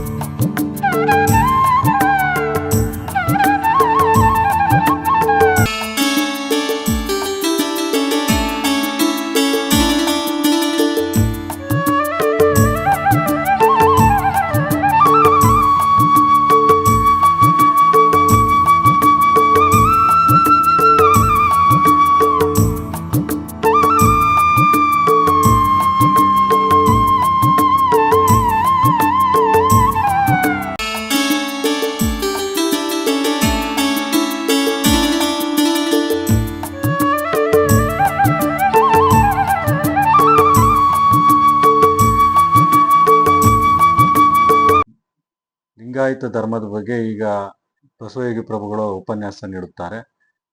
ಧರ್ಮಕ್ಕೆ ಅನೇಕ ಅರ್ಥಗಳಿವೆ. ಪಾರಮಾರ್ಥಿಕ, ಕೈವಲ್ಯ, ಮುಕ್ತಿ ಮಾರ್ಗ. ಆದರೆ ಬಸವಣ್ಣರ ಪ್ರಕಾರ ದೈವೇ ಧರ್ಮದ ಮೂಲ. ಜಗತ್ತಿನಲ್ಲಿ ಅನೇಕ ಧರ್ಮಗಳಿವೆ. ಅವು ತಮ್ಮ ಅಸ್ತಿತ್ವವನ್ನು ಕಾಪಾಡಿಕೊಂಡು ಹೋಗುತ್ತಲೂ ಇವೆ. ಅವುಗಳಲ್ಲಿ ಲಿಂಗಾಯತ ಧರ್ಮವು ಒಂದು. 12ನೇ ಶತಮಾನದಲ್ಲಿ ಬಸವಣ್ಣನವರು ಜಡಧರ್ಮದಲ್ಲಿನ ಅರ್ಥವಿಲ್ಲದ ಆಚರಣೆಗಳನ್ನು ವಿರೋಧಿಸಿ ನೈಜವಾದ, ಸರಳವಾದ ಈ ಧರ್ಮವನ್ನು ಕೊಟ್ಟರು. ಲಿಂಗಾಯತ ಧರ್ಮ ಸ್ಥಾವರ ಧರ್ಮವಲ್ಲ, ಜಂಗಮ ಧರ್ಮ. ಶರಣರ ಪ್ರಕಾರ ಅರಿವಿಲ್ಲದ ಧರ್ಮ ಧರ್ಮವೇ ಅಲ್ಲ. ಆದುದರಿಂದ ಬಸವಣ್ಣನವರು ಕೊಟ್ಟಿದ್ದು ಅರಿವಿನ ಧರ್ಮ. ಅರಿದೊಡೆ ಶರಣ, ಮರೆತೊಡೆ ಮಾನವ. ವಚನ ಸಾಹಿತ್ಯವೇ ಧರ್ಮಗ್ರಂಥವಾಗಿರುವುದರಿಂದ ಇದನ್ನು ವಚನ ಧರ್ಮವೆಂದು ಕರೆಯುತ್ತಾರೆ. ಬಸವಣ್ಣನವರು ಈ ಧರ್ಮವನ್ನು ಸ್ಥಾಪನೆ ಮಾಡಿದ ಇದನ್ನು ಬಸವ ಧರ್ಮವೆಂದು ಕರೆಯುತ್ತಾರೆ. ಇದು ಒಂದು ಅವೈದಿಕ ಧರ್ಮವೆಂದು ಗುರುತಿಸಲಾಗಿದೆ. ಈ ಧರ್ಮ ಸ್ವತಂತ್ರ ಧರ್ಮವಾಗಿದ್ದು ಪ್ರಗತಿಪರ ವಿಚಾರಗಳನ್ನು ಒಳಗೊಂಡಿದ್ದಾಗಿದೆ. ಲಿಂಗಾಯತ ಎಂದರೆ ಬದುಕುವ ರೀತಿ. ಅಂಗದ ಮೇಲೆ ಲಿಂಗವನ್ನು ಆಯ್ತ ಮಾಡಿಕೊಂಡು ಆ ಲಿಂಗದ ಗುಣಗಳನ್ನು ಧರಿಸಿಕೊಂಡು ಯಾವನು ಬದುಕುತ್ತಾನೋ ಅವನೇ ಲಿಂಗಾಯತ. ಯಾರ ಮಧ್ಯಸ್ಥಿಕೆಯೂ ಇಲ್ಲದೆ ಈ ಧರ್ಮದ ಆಚರಣೆಗಳನ್ನು ಸ್ವತಃ ನಿರ್ವಹಿಸಬಹುದಾದ ಧರ್ಮ. ಲಿಂಗಾಯತ ಧರ್ಮದ ಧಾರ್ಮಿಕ ಲಾಂಛನ ಇಷ್ಟಲಿಂಗ. ಇಷ್ಟಲಿಂಗವನ್ನು ಅರಿವಿನ ಕುರುಹು ಮತ್ತು ಸಮಾನತೆಯ ಸಂಕೇತವೆಂದು ಕರೆಯುತ್ತಾರೆ. ಬಸವಣ್ಣನವರು ಇಷ್ಟಲಿಂಗದ ಜನಕ. ಇಷ್ಟಲಿಂಗವು ನಿರಾಕಾರ ಶಿವನ ಸಾಕಾರ ರೂಪ. ಇಷ್ಟಲಿಂಗದ ಹಿಂದೆ ಒಂದು ವಿಜ್ಞಾನವಿದೆ. ಈಗ ಗುರುಗಳು ಏನು ಹೇಳ್ತಾರೆ ಕೇಳೋಣ. ಬಸವಲಿಂಗಾಯ ನಮಃ. ಬಸವಾದಿ ಶರಣರನ್ನು ಜಗತ್ತಿನ ಎಲ್ಲ ದಾರ್ಶನಿಕರನ್ನ ಸ್ಮರಣೆ ಮಾಡಿ ಎಲ್ಲರಿಗೂ ಶರಣಾರ್ಥಿಗಳು.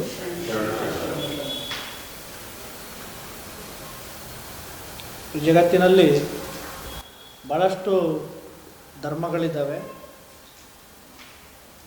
ಆ ಧರ್ಮಗಳಂತೆ 12ನೇ ಶತಮಾನದಲ್ಲೂ ಕೂಡ ಈ ಜಗತ್ತಿನಲ್ಲಿ ಒಂದು ಧರ್ಮ ಉದಯವಾಯಿತು. ಧರ್ಮದ ಹೆಸರು ಲಿಂಗಾಯತ ಧರ್ಮ ಅಂತಕ್ಕಂಥದ್ದು. ಇದನ್ನು ಕೊಟ್ಟಂಥವ್ರು ವಿಶ್ವಗುರು ಬಸವಣ್ಣನವರು. ಲಿಂಗಾಯತ ಧರ್ಮದ ಸ್ಥಾಪಕರು ಯಾರು ಅಂದರೆ ಅದು ವಿಶ್ವಗುರು ಬಸವಣ್ಣನವರು. ವಿಶ್ವಗುರು ಬಸವಣ್ಣನವರು ಈ ಧರ್ಮವನ್ನು ಕೊಡಲಿಕ್ಕೆ ನಮಗೆ ಕಾರಣ ಏನು? ಭಾಳಷ್ಟು ಧರ್ಮಗಳು ಬಸವಣ್ಣನವರ ಪೂರ್ವದಲ್ಲಿ ಭಾಳಷ್ಟು ಧರ್ಮಗಳಿದ್ದು, ಆದರೆ ಬಸವಣ್ಣನವರು ಈ ಧರ್ಮವನ್ನು, ಲಿಂಗಾಯತ ಧರ್ಮವನ್ನು ಜಗತ್ತಿನಲ್ಲಿ ಯಾಕೆ ಸ್ಥಾಪನೆ ಮಾಡಿದ್ರು? ಬಸವ ಪೂರ್ವಕ್ಕೆ ನಾವು ಹೋದರೆ ಇವತ್ತು ಇದ್ದಾವೆ ಮೂಢನಂಬಿಕೆ, ಆದರೆ ಬಸವಣ್ಣನವರ ಪೂರ್ವದಲ್ಲಿ ಭಾಳಷ್ಟು ಮೂಢನಂಬಿಕೆಗಳು, ಭಾಳಷ್ಟು ಕಂದಾಚಾರಗಳು, ಭಾಳಷ್ಟು ದೇವರ ಹೆಸರಿನಲ್ಲಿ ಭಾಳಷ್ಟು ಶೋಷಣೆ ಈ ಜಗತ್ತಿನಲ್ಲಿ ನಡೀತಾ ಇತ್ತು. ಈ ಕಾಯಕದಲ್ಲಿ ಮೇಲು ಕೀಳುಗಳನ್ನು ಮಾಡ್ತಾ ಇರ್ತಕ್ಕಂಥದ್ದನ್ನೆಲ್ಲ ನೋಡ್ತಾರೆ. ಮಹಿಳೆಯರಿಗೆ ಏನು ಅವಳು ಮಾಯೆ ಅಂತ ಹೇಳ್ತಕ್ಕಂಥದ್ದು, ಅವಳಿಗೆ ಯಾವುದೇ ಪೂಜೆಗೆ ಅನರ್ಹಳು ಅಂತಕ್ಕಂಥದ್ದನ್ನೆಲ್ಲವನ್ನು ನೋಡಿ ಬಸವಣ್ಣನವರ ಒಂದು ಹೋರಾಟ ಮಹಿಳೆಯರಿಗೆ ಸಮಾನತೆಯನ್ನು ಕೊಡಿಸ್ಬೇಕು, ಕಾಯಕದಲ್ಲಿ ಯಾವುದು ಮೇಲಲ್ಲ ಯಾವುದು ಕೀಳಲ್ಲ, ಅವಗೂ ಕೂಡ ಎಲ್ಲ ಕಾಯಕಗಳನ್ನು ಕೂಡ ನಾವು ಸಮಾನವಾಗಿ ಕಾಣುವಂತೆ ಮಾಡಬೇಕು ಅಂತಕ್ಕಂತಹ ಒಂದು ನಿಟ್ಟಿನಲ್ಲಿ ಬಸವಣ್ಣನವರು ಇವೆಲ್ಲವನ್ನು ಹೋಗಲಾಡಿಸಲು ತಮ್ಮ 8ನೇ ವಯಸ್ಸಿನಲ್ಲಿ ಹೋರಾಟವನ್ನು ಮನೆಯಿಂದ ಮೊದಲು ಪ್ರಾರಂಭ ಮಾಡ್ತಾರೆ. ಕೂಡಲ ಸಂಗಮದಲ್ಲಿ ಸುಮಾರು 12 ವರ್ಷಗಳ ಕಾಲ ಅಧ್ಯಯನವನ್ನು ಮಾಡಿ ಅಲ್ಲಿ ಅವರಿಗೆ ಇಷ್ಟಲಿಂಗದ ಪರಿಕಲ್ಪನೆ ಎಲ್ಲಿ ಕೂಡಲ ಸಂಗಮದಲ್ಲಿ ಅವರಿಗೆ ಆಗುತ್ತೆ. ಆ ಒಂದು 12 ವರ್ಷಗಳ ಸಾಧನೆಯನ್ನು ಮಾಡಿ ಇಷ್ಟಲಿಂಗವನ್ನು ಸಂಶೋಧನೆಯನ್ನು ಮಾಡಿ ಜಗತ್ತಿಗೆ ಇಷ್ಟಲಿಂಗವನ್ನು ಕೊಟ್ಟಂಥವರು ವಿಶ್ವಗುರು ಬಸವಣ್ಣನವರು.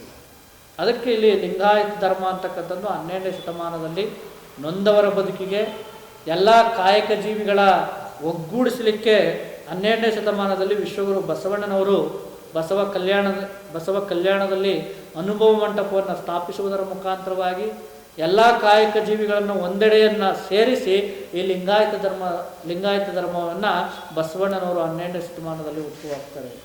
ದೇವನಾಗಿಸಿಕೊಳ್ಳುವವರೆಗೆ ತಮ್ಮ ಚಿಂತನೆಯನ್ನು ಬೆಳೆಸಿದವು. ಆದರೆ ವಚನಕಾರರು ವ್ಯಕ್ತಿತ್ವದ ದೈವೀಕರಣಕ್ಕೆ ಮಾತ್ರ ನಿಲ್ಲದೆ ಅದನ್ನು ಸಾಮಾಜೀಕರಣಗೊಳಿಸುವ, ಅಂದರೆ ಜಂಗಮ ಹಂತದವರೆಗೆ ಚಿಂತನೆಯನ್ನು ಬೆಳೆಸಿದರು. ಈ ಧರ್ಮದಲ್ಲಿ ಶರಣನಾಗುವುದೆಂದರೆ ದೇವರಿಗೆ ಶರಣಾಗುವುದಲ್ಲ, ಸಮಾಜಕ್ಕೆ ಶರಣಾಗುವುದೆಂದು ಅರ್ಥ.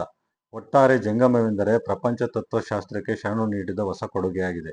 ಈ ತತ್ವಗಳ ಸಂವಾದಕ್ಕಾಗಿ ಅನುಭವ ಮಂಟಪ ಎಂಬ ವಿಶ್ವದ ಮೊದಲನೆಯ ಸಂಸತ್ತು ಅಥವಾ ಪಾರ್ಲಿಮೆಂಟ್ ಎಂಬ ಸಂಸ್ಥೆಯನ್ನು ಶರಣರು ಹುಟ್ಟುಹಾಕಿದರು.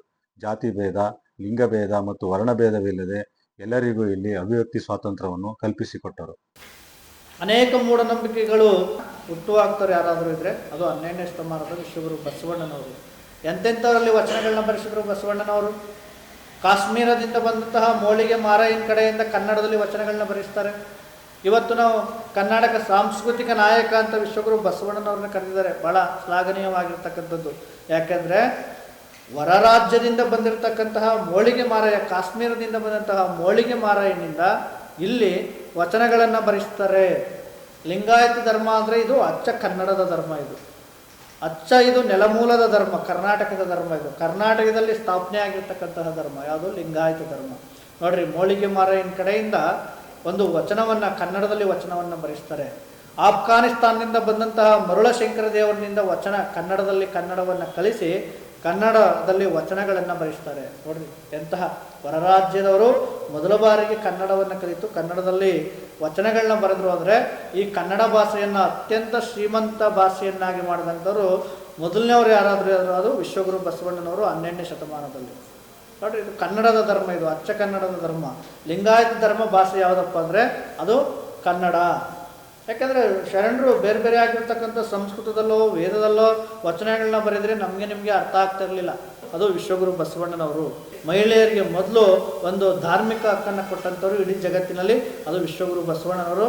ಅದು ಲಿಂಗಾಯತ ಧರ್ಮದ ಮುಖಾಂತರವಾಗಿ, ಅನುಭವ ಮಂಟಪದ ಮುಖಾಂತರವಾಗಿ. ಅಂತಹ ಲಿಂಗಾಯತ ಧರ್ಮದಲ್ಲಿ ನಾವೆಲ್ಲರೂ ಕೂಡ ಹುಟ್ಟಿದ್ದೇವೆ. ಜಗತ್ತಿನ ಧರ್ಮಗಳಾದ ಬೌದ್ಧ, ಜೈನ, ಪಾರ್ಸಿ, ಕ್ರೈಸ್ತ, ಇಸ್ಲಾಂ ಮತ್ತು ಸಿಖ್ ಧರ್ಮಗಳ ಸಾಲಿನಲ್ಲಿ ಲಿಂಗಾಯತ ಧರ್ಮವು ನಿಂತಿದೆ. ಲಿಂಗಾಯತ ಧರ್ಮವು ಭಾರತದ ಸಂವಿಧಾನ ಮತ್ತು ವಿಶ್ವಸಂಸ್ಥೆಯ ಮಾನವ ಹಕ್ಕುಗಳ ಎಲ್ಲ ಅಂಶಗಳನ್ನು ಒಳಗೊಂಡಿದೆ. 12ನೇ ಶತಮಾನದಲ್ಲಿ ಇಷ್ಟು ವೈಜ್ಞಾನಿಕ, ಪ್ರಗತಿಪರ ಮತ್ತು ಮಾನವೀಯವಾದ ಧರ್ಮವನ್ನು ಕೊಟ್ಟ ಬಸವಾದೀಶರ ಚಿಂತನೆಗಳು ಅದ್ಭುತ. ಕೂಡಲ ಸಂಗನೆ ಶರಣರೇ ಕುಲಜರು ಎಂದು ಹೇಳಿ ಎಲ್ಲರನ್ನೂ ಅಪ್ಪಿಕೊಂಡಂಥ ವಿಶಾಲ ಧರ್ಮ. ಆದುದರಿಂದ ಇದನ್ನು ವಿಶ್ವಧರ್ಮವೆಂದು ಕರೆಯುತ್ತಾರೆ. ಇಂಥ ವಿಶಾಲ ಧರ್ಮದ ವಾರಸುದಾರರಾದ ನಾವು ಈ ಧರ್ಮವನ್ನು ಪಾಲಿಸಿ ಜಾಗತಿಕ ಮಟ್ಟಕ್ಕೆ ಬೆಳೆಸೋಣ. ನಾವು ಮೂಢನಂಬಿಕೆಯನ್ನು ಆಚರಣೆ ಮಾಡಬಾರ್ದು. ಬಸವಣ್ಣನು ಅದನ್ನು ಖಂಡಿಸ್ತಾರೆ ಬಹಳಷ್ಟು. ಕಲ್ಲ ನಾಗರ ಕಂಡರೆ ಹಾಲ ನೆರೆ ಎಂಬರು, ದಿಟದ ನಾಗರ ಕಂಡರೆ ಕೊಲ್ಲು ಕೊಲ್ಲು ಎಂಬರು, ಉಣ್ಣದ ಲಿಂಗಕ್ಕೆ ಬೋನವ ಇಡಿ ಎಂಬರು, ಉಂಬ ಜಂಗಮ ಬಂದರೆ ಮುಂದೆ ನಡೆ ಎಂಬರು ಕೂಡ ಸಂಗಮ ದೇವ ಅಂತ ಹೇಳ್ತಾರೆ. ಲಿಂಗಾಯತ ಧರ್ಮದ ಲಾಂಛನ ಯಾವುದಪ್ಪ ಅಂದರೆ ಅದು ಇಷ್ಟಲಿಂಗ. ಬಹಳಷ್ಟು ಲಿಂಗಾಯತ ಧರ್ಮದ ಲಾಂಛನ ಯಾವುದಪ್ಪ ಅಂದರೆ ಅದು ಇಷ್ಟಲಿಂಗ. ನಾವು ತಿಳ್ಕೋಬೇಕು ಮೊದಲು. ಯಾರಲ್ಲಿ ಲಿಂಗ ಇರುತ್ತೆ ನೋಡ್ರಿ, ಕಾವಿ ಬಿಟ್ಟು ಎಲ್ಲ ಧರ್ಮದವರು ಆಗ್ತಾರೆ. ಆದರೆ ಇಷ್ಟಲಿಂಗದ ಲಾಂಛನ ಯಾವುದಪ್ಪ ಅಂದರೆ ಅದು ಇಷ್ಟಲಿಂಗವೇ, ಬೇರೆ ಇನ್ಯಾವುದೂ ಅಲ್ಲ. ಇದು ಲಾಂಛನ ಅಲ್ಲ, ಬಟ್ಟೆ ಲಾಂಛನ ಅಲ್ಲ. ಕೆಲವರು ಒಂದೊಂದು ಬಟ್ಟೆ ಹಾಕಿರ್ತಾರೆ, ಬೇರೆ ಬೇರೆ ಎಲ್ಲ ಅದರಲ್ಲೂ ಮಠಾಧೀಶರಿ. ಆದರೆ ಲಿಂಗಾಯತ ಧರ್ಮದ ಲಾಂಛನ ಯಾವುದಪ್ಪ ಅಂದರೆ ಅದು ಕಾವಿ ಬಟ್ಟೆ ಅಲ್ಲ, ಅದು ಯಾವುದೋ ಅದು ಇಷ್ಟಲಿಂಗ ಅಂತಕ್ಕಂಥದ್ದು. ನೋಡ್ರಿ, ಅನುಭವ ಮಂಟಪ ಅಂದರೆ ಎಲ್ಲ ಕಾಯಕ ಜೀವಿಗಳನ್ನು ಕೂಡ, ಅವರು ಕೆಳವರ್ಗದ ಕಾಯಕ ಜೀವಿಗಳನ್ನು ಮೇಲ್ಮಟ್ಟಕ್ಕೆ ತಂದು ಅವ್ರಿಗೆ ಶಿಕ್ಷಣವನ್ನು ಕೊಡ್ತಾರೆ ಬಸವಣ್ಣನವರು. ಬರೀ ಅವ್ರಿಗೆಲ್ಲ, ಹೆಣ್ಣು ಮಕ್ಕಳಿಗೆಲ್ಲ, ಇಡೀ ವಯಸ್ಕರ ಶಿಕ್ಷಣವನ್ನು ಕೊಡ್ತಾರೆ ಬಸವಣ್ಣನವರು. ಎಂತೆಂಥವ್ರು ಅಲ್ಲಿ ದೇವರ ದಾಸಿಮಯ್ಯ, ಶಂಕರ ದಾಸಿಮಯ್ಯ, ಜೇಡರ ದಾಸಿಮಯ್ಯ, ಮಾದಾರ ಚೆನ್ನಯ್ಯ, ಮೇದಾರ ಕೇತಯ್ಯ ಅವರೆಲ್ಲ ಬಸವಣ್ಣನಿಗಿಂತ ಹಿರಿಯ ವಯಸ್ಕರಾಗಿರ್ತಾರೆ, ಹಿರಿಯ ವಯಸ್ಸಿನವರು. ಅವ್ರಿಗೂ ಕೂಡ ಅನುಭವ ಮಂಟಪದಲ್ಲಿ ಒಂದು ಸ್ಥಳವನ್ನು ಕೊಟ್ಟು ಅವ್ರ ಕೈಯಿಂದ ವಚನಗಳನ್ನ ಬರೆಸಿ ಅವ್ರಿಗೂ ಕೂಡ ವಯಸ್ಕರ ಶಿಕ್ಷಣವನ್ನು ನೀಡ್ತಾರೆ ಬಸವಣ್ಣನವರು. ಎಲ್ಲದರ ಜನಕ ಯಾರಂದರೆ ಅದು ವಿಶ್ವಗುರು ಬಸವಣ್ಣನವರು. ಅನುಭವ ಮಂಟಪದ ಜನಕ, ಇಷ್ಟಲಿಂಗದ ಜನಕ, ಲಿಂಗಾಯತ ಧರ್ಮದ ಜನಕ ಅದು ವಿಶ್ವಗುರು ಬಸವಣ್ಣನವರು. ಇಂಥ ಎಲ್ಲರನ್ನ ಶರಣರ ಜೊತೆಗೂಡಿ ಎಲ್ಲ ಕಾಯಕಕ್ಕೂ ಕೂಡ ಸಮಾನವಾದ ಅವಕಾಶವನ್ನು ಕೊಟ್ಟು, ಮಹಿಳೆಯರಿಗೆ ಅನುಭವ ಮಂಟಪಕ್ಕೆ ಅವಕಾಶವನ್ನು ಕೊಟ್ಟು, ಕಿರಿಯಳಾಗಿರ್ತಕ್ಕಂತಹ ಮಹಾದೇವಿಗೆ ಅಕ್ಕ ಮಹಾದೇವಿ ಅಂತಹ ಹೇಳಿ, ಚನ್ನಬಸವಣ್ಣನಂಥವರು, ಕಿರಿಯ ಚನ್ನಬಸವಣ್ಣನವ್ರಿಗೆ ಅವಿರಳ ಜ್ಞಾನಿ, ಚಿನ್ಮಯ ಜ್ಞಾನಿ ಅಂತ ಹೇಳಿ, ಅರಿವಿಂಗಿ ಇರಿದು ಕಿರಿದಿಲ್ಲ ಅಂತ ಹೇಳಿ, ಯಾರು ಅಂಗಹೀನರಾಗಲಿ ಅವರು ಯಾರೇ ಆಗಲಿ ಅನುಭವ ಮಂಟಪದಲ್ಲಿ ಎಲ್ರಿಗೂ ಕೂಡ ಸಮಾನವಾದ ಇದು ಕೊಡ್ತಾರೆ. ಒಂದು ವಚನ, ಗುರು, ಲಿಂಗ, ಜಂಗಮ, ವಿಭೂತಿ, ರುದ್ರಾಕ್ಷಿ. ನಾನು ಆಗಲೇ ಹೇಳಿದೆ, ಜಂಗಮ ಅಂದರೆ ಯಾರಪ್ಪ ಅಂದರೆ ಅರಿವು, ಆಚಾರ, ಅನುಭವವುಳ್ಳವನೇ ಇಲ್ಲಿ ಲಿಂಗಾಯತ ಧರ್ಮದಲ್ಲಿ ಜಂಗಮ. ಅವನೇ ಅರಿವೇ ಗುರು, ಆಚಾರವೇ ಲಿಂಗ, ಅನುಭವವೇ ಜಂಗಮ. ಯಾರಲ್ಲಿ ಅರಿವಿರುತ್ತೆ ಅವನು ಗುರು, ಯಾರಲ್ಲಿ ಆಚಾರ ಇರುತ್ತೆ ಅದೇ ಲಿಂಗ, ಯಾರಲ್ಲಿ ಅನುಭವ ಇರುತ್ತೆ ಅದೇ ಜಂಗಮ. ಅಂತಹ ಒಂದು ಧರ್ಮವನ್ನು ನಮಗೆ ವಿಶ್ವಗುರು ಬಸವಣ್ಣನವರು ಎಲ್ಲ ಬಸವಾದಿ ಶರಣರ ಒಂದು ನೇತೃತ್ವದಲ್ಲಿ ಧರ್ಮವನ್ನು ಕೊಟ್ಟಿದ್ದಾರೆ. ಇದೊಂದು ಸ್ವತಂತ್ರ ಧರ್ಮ. ಹೆಂಗಪ್ಪ, ಇಡೀ ಜಗತ್ತಿನಲ್ಲಿ ಕ್ರೈಸ್ತ, ಇಸ್ಲಾಂ, ಸಿಖ್, ಹಂಗೆ ಬೌದ್ಧ ಧರ್ಮ, ಜೈನ ಧರ್ಮ, ಪಾರ್ಸಿ ಧರ್ಮ, ಗುರುನಾನಕ್ ಸಿಖ್ ಧರ್ಮ, ಹಿಂಗೆ ಹಲವಾರು ಧರ್ಮಗಳಿದ್ದಾವೆ. ಆ ಧರ್ಮಗಳಿಗೆ ನೀವು ಬೌದ್ಧ ಧರ್ಮ ತಗೊಂಡ್ರೆ ಧರ್ಮಗುರು ಯಾರು? ಬುದ್ಧ. ಹಂಗೆ ಕ್ರೈಸ್ತ ಧರ್ಮ ತಗೊಂಡ್ರೆ ಯಾರು? ಧರ್ಮಗುರು ಯೇಸು. ಹಂಗೆ ಮಹಾವೀರ್ ಜೈನ ಧರ್ಮ ತಗೊಂಡ್ರೆ ಅಲ್ಲಿ ಮಹಾವೀರ. ಸಿಖ್ ಧರ್ಮ ತಗೊಂಡ್ರೆ ಗುರುನಾನಕ್. ಹಿಂಗೆ ಹೆಂಗ ಧರ್ಮಗುರುಗಳಿಗೆ ಧರ್ಮಗುರು ಅಂತಿದ್ದಾರೆ, ಅದೇ ರೀತಿಯಾಗಿ ಲಿಂಗಾಯತ ಧರ್ಮಕ್ಕೂ ಒಬ್ಬರು ಧರ್ಮಗುರು ಇದ್ದಾರೆ. ಅವ್ರು ಯಾರಾದರೂ ಇದ್ದರೆ ಅದು ವಿಶ್ವಗುರು ಬಸವಣ್ಣನವರು. ನಮ್ಮ ಧರ್ಮ ಭಾಷೆ ಕನ್ನಡ. ಅದೇ ರೀತಿಯಾಗಿರ್ತಕ್ಕಂತಹ ನಾವು ಸತ್ಯಶುದ್ಧ ಕಾಯಕವನ್ನು ಬಸವಾದಿ ಶರಣರು ನಮಗೆ ಮಾಡೋದು ಕಲಿಸಿದರು. ಇಡೀ ಜಗತ್ತಿನಲ್ಲಿ ಆವಾಗ ಭಾಳಷ್ಟು ಪೂಜೆಗಳ ನೆಪದಲ್ಲಿ ಮತ್ತು ಮಂತ್ರ ತಂತ್ರಗಳ ನೆಪದಲ್ಲಿ ಜನಗಳನ್ನು ಶೋಷಣೆ ಮಾಡಿದ್ರು. ಆದರೆ ಬಸವಾದಿ ಶರಣರು ಸತ್ಯಕ್ಕ ಅಂತಕ್ಕಂತಹ ಒಬ್ಬ ವಚನಕಾರ್ತಿ ಒಂದು ವಚನವನ್ನು ಬರೀತಾರೆ. ಅರ್ಚನೆ ಪೂಜೆ ನಿಯಮವಲ್ಲ, ಧೂಪ ದೀಪದ ಆರತಿ ನಿಯಮವಲ್ಲ, ಮಂತ್ರ ತಂತ್ರ ನಿಯಮವಲ್ಲ, ಪರಧನ ಪರಸತಿ ಪರದೈವಂಗಳಿಗೆ ರಗದಿಪ್ಪುದೇ ನೇಮಕಾಣ ನಮ್ಮ ಶಂಭುಜಕ್ಕೇಶ್ವರ ಲಿಂಗದಲ್ಲಿ ಅಂತ ಹೇಳಿ ಅರಿವನ್ನು ಮೂಡಿಸಿದಂಥವ್ರು ಬಸವಾದಿ ಶರಣರು. ಇಂತಹ ಒಂದು ಧರ್ಮದ ಸಂಸ್ಕೃತಿಯನ್ನು, ಲಿಂಗಾಯತ ಧರ್ಮದ ಸಂಸ್ಕೃತಿ ಮತ್ತು ಸಂಸ್ಕಾರಗಳು ಈ ಧರ್ಮದ ವೈಶಿಷ್ಟ್ಯವೇನೆಂದರೆ ಯಾರಾದರೂ ಎದುರುಗೊಂಡು ಶರಣು ಎಂದು ಹೇಳಿದರೆ ಶರಣು ಶರಣಾರ್ಥಿಗಳೆಂದು ಹೇಳುವುದು, ಅಯ್ಯ, ಅಕ್ಕ, ಅಣ್ಣ, ಅಪ್ಪ ಮತ್ತು ಅವ್ವ ಎಂದು ಸಂಬೋಧಿಸುವುದನ್ನು 12ನೇ ಶತಮಾನದಲ್ಲೇ ಹೇಳಿಕೊಟ್ಟಿರುತ್ತಾರೆ. ಅಂದರೆ ಧರ್ಮದ ಸಂಸ್ಕೃತಿ ಮತ್ತು ಸಂಸ್ಕಾರ ಎಂಥದ್ದು ಎಂದು ಗೊತ್ತಾಗುತ್ತದೆ. ಆದುದರಿಂದ ನಮ್ಮ ಲಿಂಗಾಯತ ಸಮುದಾಯವು ಲಿಂಗಾಯತ ಧರ್ಮ ಸಂಸ್ಕಾರವನ್ನು ಅಳವಡಿಸಿಕೊಂಡು ಮುಂದಿನ ಪೀಳಿಗೆಗೆ ತಲುಪಿಸಬೇಕಾಗಿದೆ. ಶರಣ ಸಂಸ್ಕೃತಿ ವಿಶಿಷ್ಟವಾದುದು. ಆದುದರಿಂದ ಶರಣ ಸಂಸ್ಕೃತಿ ಉಳಿಸೋಣ ಮತ್ತು ಬೆಳೆಸೋಣ. ಎಲ್ಲರಿಗೂ ಶರಣು ಶರಣಾರ್ಥಿ. ಹೆಂಗೆ ಅಷ್ಟಾವರಣಗಳಂತ ಸಂಸ್ಕಾರವನ್ನು ನಮ್ಗೆ ಕೊಟ್ಟಿದ್ದಾರೆ. ನೀವು ನಮ್ಮ ಪ್ರತಿಯೊಂದು ಮನೆಗಳಲ್ಲೂ ಪ್ರಾರಂಭ ಆಗಬೇಕು. ಮನೆಗಳಿಗೆ ನಾವು ಶಿಕ್ಷಣ ಕಲಿಕೆ ಹೊರಗಡೆ ಕಲಿಸ್ತೀವಿ. ನಮ್ಮ ಮನೆಗಳಲ್ಲಿ ನಾವು ಧರ್ಮ ಶಿಕ್ಷಣವನ್ನು ನಾವು ಅವ್ರಿಗೆ ಕೊಡಬೇಕು. ಗುರು ಅಂದ್ರೇನು, ಲಿಂಗ ಅಂದ್ರೇನು, ಜಂಗಮ ಅಂದ್ರೇನು, ಇದು ಪ್ರತಿಯೊಬ್ಬರು ಕೂಡ ಜಾಗೃತಿ ಆಗ್ತಕ್ಕಂಥದ್ದು. ಪ್ರತಿಯೊಬ್ಬರನ್ನು ಕೂಡ ಜಾಗೃತಿ ಮಾಡಿ ಅವ್ರಿಗೆ ಸಂಸ್ಕಾರವನ್ನು ಕೊಡ್ತಕ್ಕಂಥದ್ದು. ಇದನ್ನು ಶರಣರು ಎಲ್ಲ ಕಡೆನೂ ಹೋಗಿ ಮಾಡಿದ್ರು. ಅದಾದ ನಂತರ ಈ ಭಾಗದಲ್ಲಿ ಭಾಳಷ್ಟು ಶರಣರು ಬಂದು ಮಲಯ ಮಹದೇಶ್ವರ ಆಗಿರ್ಬೋದು, ಯಡಿಯೂರು ಸಿದ್ಧಲಿಂಗೇಶ್ವರ ಆಗಿರ್ಬೋದು, ಗುರುಮಲ್ಲೇಶ್ವರ ಆಗಿರ್ಬೋದು, ಇವರೆಲ್ಲ ಈ ಎಲ್ಲ ಕಡೆಯೂ ಕೂಡ ಅತನೇ ಶಿವಯೋಗಿಗಳಾಗಿರ್ಬೋದು, ಇವರೆಲ್ಲ ಲಿಂಗಾಯತ ಧರ್ಮವನ್ನು ಪ್ರಚಾರ ಮಾಡಿ ಲಿಂಗಾಯತ ಧರ್ಮದ ಆಚರಣೆಗಳಾಗಿರ್ತಕ್ಕಂಥ ಅಷ್ಟಾವರಣ, ಪಂಚಾಚಾರ, ಸಠಸ್ಥಲದ ಬಗ್ಗೆ ತಿಳಿಸಿ ನಮಗೆಲ್ಲರಿಗೂ ಕೂಡ ಕೊಟ್ಟಿರ್ತಕ್ಕಂಥದ್ದು ಬಸವಣ್ಣನ ಧರ್ಮವನ್ನು. ಬಸವಣ್ಣನವರ ಸಿದ್ಧಾಂತಗಳಾಗಿರ್ತಕ್ಕಂಥ ಕಾಯಕ, ದಾಸೋಹ. ಇಡೀ ಜಗತ್ತಿಗೆ ಬಸವಣ್ಣ ಯಾವ್ದು ಕೊಟ್ರಪ್ಪ ಅಂದರೆ ಕಾಯಕ, ದಾಸೋಹ, ಶಿವಯೋಗ. ಇದನ್ನು ಬಸವಣ್ಣನವರು ನಮ್ಗೆ ಕೊಟ್ಟಿರ್ತಕ್ಕಂಥದ್ದು. ಅಂತಹ ಕಾಯಕ, ದಾಸೋಹ, ಶಿವಯೋಗವನ್ನು ಅನೇಕ ಜನಗಳು ಮುನ್ನಡೆಸ್ಕೊಬಂದರು. ಬಸವಣ್ಣ ಅಂದರೆ ಒಂದು ಜ್ಞಾನ, ಒಂದು ಬೆಳಕೋರು, ಒಂದು ಜ್ಯೋತಿ. ಅದಕ್ಕೇನಂತ ಕೇಳಿದ್ರು ಬಸವಣ್ಣನವರಿಗೆ ಜಗಜ್ಯೋತಿ ಅಂತ ಕೇಳಿದ್ರು. ಜಗಜ್ಯೋತಿ ಯಾಕಂದ್ರೆ ಜಗತ್ತಿನಲ್ಲಿರ್ತಕ್ಕಂತಹ ಅಂಧಕಾರವನ್ನು, ಏನು ಕತ್ತಲೆಗೆ, ಅಜ್ಞಾನ, ಅಂಧಕಾರ, ಮೂಢನಂಬಿಕೆಯಿಂದ ಕತ್ತಲೆಗೆ ಇಳಿದಂತಹ ಒಂದು ಜಗತ್ತನ್ನು, ಒಂದು ಜನರನ್ನು ಬೆಳಕಿನಡೆಗೆ ಕರ್ಕೊಂಡ್ಬಂದವರು 12ನೇ ಶತಮಾನದಲ್ಲಿ ಬಸವಣ್ಣನವರು. ಅಂಥ ವಚನಗಳ ಇಡೀ ಕರ್ನಾಟಕಕ್ಕೆ ಅಲ್ಲ ಜ್ಯೋತಿ ಬಸವಣ್ಣನವರು, ಇಡೀ ಭಾರತಕ್ಕೆ ಅಲ್ಲ, ಇಡೀ ಜಗತ್ತಿಗೆ ವಿಶ್ವಗುರು ಬಸವಣ್ಣನವರು ಜ್ಯೋತಿ. ಯಾಕಂದ್ರೆ ಅವರು ವಚನಗಳನ್ನೇ ಜಗತ್ತನ್ನು ಬೆಳಗಿಸುವಂತಹ ಶಕ್ತಿ ಬಸವಾದಿ ಶರಣರ ವಚನಗಳಲ್ಲಿದೆ. ಈ ರೀತಿಯಾಗಿರ್ತಕ್ಕಂತಹ ವಚನಗಳನ್ನು ಬಸವಾದಿ ಶರಣರು ಈ ಜಗತ್ತಿಗೆ ಕೊಟ್ಟಿರ್ತಕ್ಕಂಥದ್ದು. ಲಿಂಗಾಯತ ಧರ್ಮದ ಧರ್ಮಗ್ರಂಥ ಯಾವುದಪ್ಪ ಅಂದರೆ ಅದು ವಚನ ಸಾಹಿತ್ಯ ಅಂತಕ್ಕಂಥದ್ದು ನಾವು ತಿಳ್ಕೋಬೇಕು. ಇಂತಹ ವಚನಗಳು ನಮ್ಮಲ್ಲಿದ್ದಾವೆ. ಇಂತಹ ವಚನಗಳನ್ನ ನಾವು ಬಿಟ್ಟು ಬೇರೆ ಬೇರೆ ಕಡೆ ಹೋಗಬಾರ್ದು. ಲಿಂಗವಂತರು ಆಲ ತೊರೆಗೆ ಬೆಲ್ಲದ ಕಿಸರು, ಸಕ್ಕರೆಯ ಮಳಲು, ತವರಾಜದ ನೊರೆ ತೊರೆಯಂತೆ ಆದ್ಯರ ವಚನವಿರಲು ಬೇರೆ ಬಾವಿಯ ತೋಡಿ ಉಪ್ಪ ನೀರ ನುಂಬುವಂತಾಯಿತು ಕೂಡಲ ಸಂಗಮ ದೇವಯ್ಯನ. ಇಲ್ಲ, ಲಿಂಗವಂತರು ಏನನ್ನು ಓದಬೇಕಪ್ಪ ಅಂದರೆ ಲಿಂಗಾಯತರ ಧರ್ಮ ಗ್ರಂಥವಾಗಿರ್ತಕ್ಕಂತಹ ವಚನ ಸಾಹಿತ್ಯವನ್ನು ಪ್ರತಿಯೊಬ್ಬರು ಓದಬೇಕು. ಪ್ರತಿಯೊಬ್ಬರ ಮನೆಯಲ್ಲೂ ಕೂಡ ಈ ವಚನ ಸಾಹಿತ್ಯ ಇರಬೇಕು. ವಚನ ಸಾಹಿತ್ಯವನ್ನು ಅನೇಕ ಜನ ಉಳಿಸ್ಕೊಂಡಿದ್ದಾರೆ. ಪಗೋಳಕಟ್ಟಿಯವರನ್ನು ನಾವು ನೆನಪಿಸ್ಕೊಳ್ಳೇಬೇಕು. ಲಿಂಗಾಯತ ಧರ್ಮದ ವಚನ ಗ್ರಂಥಗಳನ್ನು ಇಡೀ ಜನಾಂಗಕ್ಕೆ ತಲುಪಬೇಕು, ಪ್ರತಿಯೊಬ್ಬ ವ್ಯಕ್ತಿಗೂ ತಲುಪಬೇಕು ಅಂತೇಳಿ ಅವರು ಪಗೋಳಕಟ್ಟಿಯವರು ತಮ್ಮ ಮನೆಯನ್ನೆಲ್ಲ ಮಾರಿ ವಚನ ಏನು ಸಂಗ್ರಹಾಲಯವನ್ನು ಮಾಡಿ, ಆ ಪ್ರಿಂಟಿಂಗ್ ಪ್ರೆಸ್ನ ಮಾಡಿ ನಮಗೆಲ್ರಿಗೂ ಕೂಡ ಈ ಒಂದು ವಚನ ಸಾಹಿತ್ಯವನ್ನು ನಮ್ಗೆ ಕೊಟ್ಟಿದ್ದಾರೆ. ಅವ್ರ ಮಗ ಸತ್ರು ಕೂಡ, ಭಾಳ ಬಡತನ ಬಂದರೂ ಕೂಡ ಅವ್ರಿಗೆ ಅವ್ರು ಏನು ಮಾಡ್ತಾರೆ, ನಮಗೆ ಒಂದು ಭಾಷೆಲ್ ಮಿಷಿನ್ ಅಂತಕ್ಕಂತಹ ಒಂದು ಪ್ರಿಂಟಿಂಗ್ ಪ್ರೆಸ್ಗೆ ಮಂಗಳೂರಿಗೆ ವಚನ ಸಾಹಿತ್ಯವನ್ನು, ಆ ತಾಳೆಗರಿಗಳನ್ನು ಪ್ರಿಂಟ್ ಮಾಡೋಕ್ಕೆ ಕಳಿಸ್ತಾರೆ. ಆಗ ಅವ್ರು ಪ್ರಿಂಟ್ ಮಾಡಲ್ಲ, ವಾಪಸ್ ಕಳಿಸ್ಕೊಡ್ತಾರೆ 500 ರೂಪಾಯಿ ಅಮೌಂಟ್ನೂ. ಮತ್ತು ಇದು ಮಾಡೋಕ್ಕಾಗಲ್ಲ. ಯಾಕಂದರೆ ವಚನ ಸಾಹಿತ್ಯ ಏನಾದ್ರು ಪ್ರಿಂಟ್ ಮಾಡಿಬಿಟ್ರೆ ಇದು ಎಲ್ಲ ಧರ್ಮಕ್ಕೂ ಕೂಡ ಎಫೆಕ್ಟ್ ಆಗುತ್ತೆ, ಎಲ್ಲವನ್ನ ಮೀರಿ ನಿಂತಿರ್ತಕ್ಕಂಥದ್ದು ವಚನ ಸಾಹಿತ್ಯ ಅಂತ ಹೇಳಿ ಅವರು ಪ್ರಿಂಟ್ ಮಾಡಲ್ಲ ಅದನ್ನು. ಆಮೇಲೆ ಇವರೇ ಇದ್ದಿರ್ತಕ್ಕಂಥ ಒಂದು ಮನೆಯನ್ನು ಮಾರಿ ಪಗೋಳಕಟ್ಟಿಯವರು ಪ್ರಿಂಟಿಂಗ್ ಪ್ರೆಸ್ನ ಹಿತಚಿಂತಕ ಅಂತ ಒಂದು ಪ್ರಿಂಟಿಂಗ್ ಪ್ರೆಸ್ನ ಸ್ಥಾಪನೆ ಮಾಡಿ ಅದರ ಮುಖಾಂತರವಾಗಿ ಎಲ್ಲೆಲ್ಲಿ ಯಾರ್ಯಾರ ಮನೆಗಳಲ್ಲಿ ತಾಳೆಗರಿಗಳಿರ್ತವೆ ಎಲ್ಲವನ್ನು ಸಂಗ್ರಹಿಸಿ, ಎಲ್ಲೆಲ್ಲೋ ಮಠಗಳಲ್ಲಿರ್ತವೆ ಎಲ್ಲವನ್ನು ಸಂಗ್ರಹಿಸಿ ಪ್ರಿಂಟಿಂಗ್ ಪ್ರೆಸ್ನ ಮಾಡಿ ನಮಗೆ ಈ ವಚನಗಳನ್ನು ನಮಗೆ ಕೊಟ್ಟಿರ್ತಕ್ಕಂಥದ್ದು. ಇಲ್ಲಾಂದರೆ ಪಗುವಾಳಕಟ್ಟಿಯವರು ಇರಲಿಲ್ಲ ಅಂದರೆ ನಮಗೆ ಈ ವಚನ ಸಾಹಿತ್ಯ ಅಂತಕ್ಕಂಥ ನಮ್ಗೆ ಸಿಗ್ತಾ ಇರಲಿಲ್ಲ. ಈ ಲಿಂಗಾಯತರನ್ನು ನಮ್ಗೆ ಸಿಗ್ತಾ ಇರಲಿಲ್ಲ. ಇಂತಹ ಲಿಂಗಾಯತ ಧರ್ಮವನ್ನು 12ನೇ ಶತಮಾನದಲ್ಲಿ ಬಸವಣ್ಣನವರು, ಬಸವಾದಿ ಶರಣರು ನಮಗೆಲ್ಲರಿಗೂ ಕೂಡ ಕೊಟ್ಟಿರ್ತಕ್ಕಂಥದ್ದು. ಅದನ್ನು ಆ ತೇರನ್ನು ಅನೇಕ ಜನ ಎಳ್ಕೊಬಂದರು.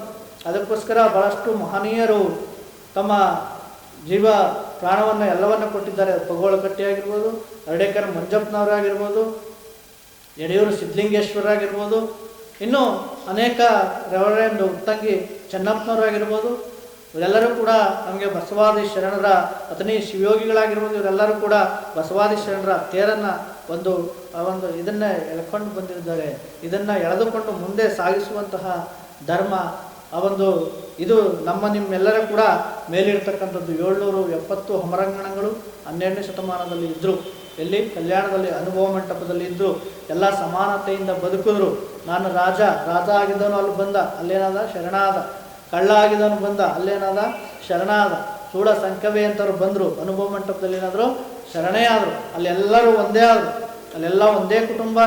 ಅಲ್ಲೇ ಶಿವಶರಣರ ಕುಟುಂಬ ಅಂದರೆ ಎಲ್ಲ ಶಿವಭಕ್ತರೇ ಆದರು. ಅಲ್ಲಿ ಅಂತಹ ಒಂದು ಲಿಂಗಾಯತ ಧರ್ಮವನ್ನು ಇಡೀ ಜಗತ್ತಿಗೆ ಬಸವಣ್ಣನವರು ನಮಗೆ ಕೊಟ್ಟಿರ್ತಕ್ಕಂಥದ್ದು. ಅಂಥ ಧರ್ಮವನ್ನು ನಾವೆಲ್ಲರೂ ತಿಳಿದುಕೊಂಡು ಮೂಢನಂಬಿಕೆಗಳು, ಕಂದಾಚಾರಗಳು, ಭ್ರಷ್ಟಾಚಾರಗಳು ಇವೆಲ್ಲವನ್ನು ಕೂಡ ನಾವು ಅದನ್ನೆಲ್ಲ ಬದಿಗೊತ್ತಿ ಅವನ್ನೆಲ್ಲವನ್ನು ನಾವು ಜಗತ್ತನ್ನು, ವಿಶ್ವವನ್ನು ಬಸವಮಯವನ್ನಾಗಿ ಮಾಡ್ತಕ್ಕಂಥದ್ದು ಎಲ್ಲರ ಕರ್ತವ್ಯ ಅಂತೇಳಿ ಎಲ್ರಿಗೂ ಶರಣಾರ್ಥಿ. ಈಗ ನಾವೆಲ್ಲರೂ ಕೂಡ ಪ್ರತಿಜ್ಞೆಯನ್ನು ಮಾಡೋಣ. ಎಲ್ಲರ ಪ್ರತಿಜ್ಞೆ.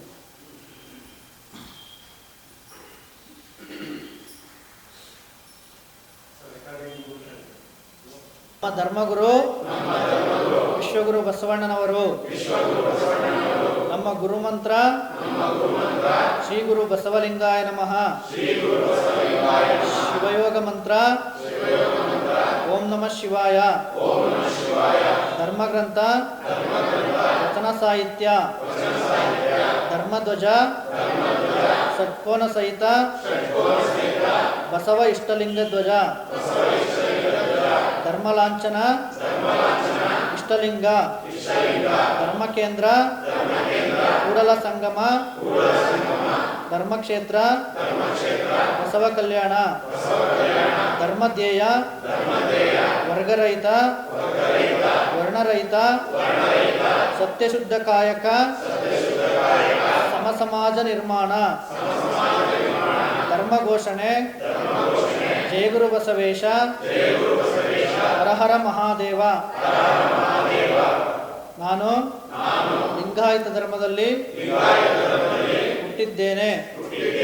ಈ ಎಲ್ಲ ಧರ್ಮ ಲಕ್ಷಣಗಳನ್ನು ಪಾಲಿಸುತ್ತೇನೆಂದು ಪ್ರತಿಜ್ಞೆ ಮಾಡುತ್ತೇನೆ. ಶ್ರೀ ಗುರು ಬಸವಲಿಂಗಾಯ ನಮಃ. ಸರ್ವರಿಗೂ ಶರಣು ಶರಣಾರ್ಥಿ.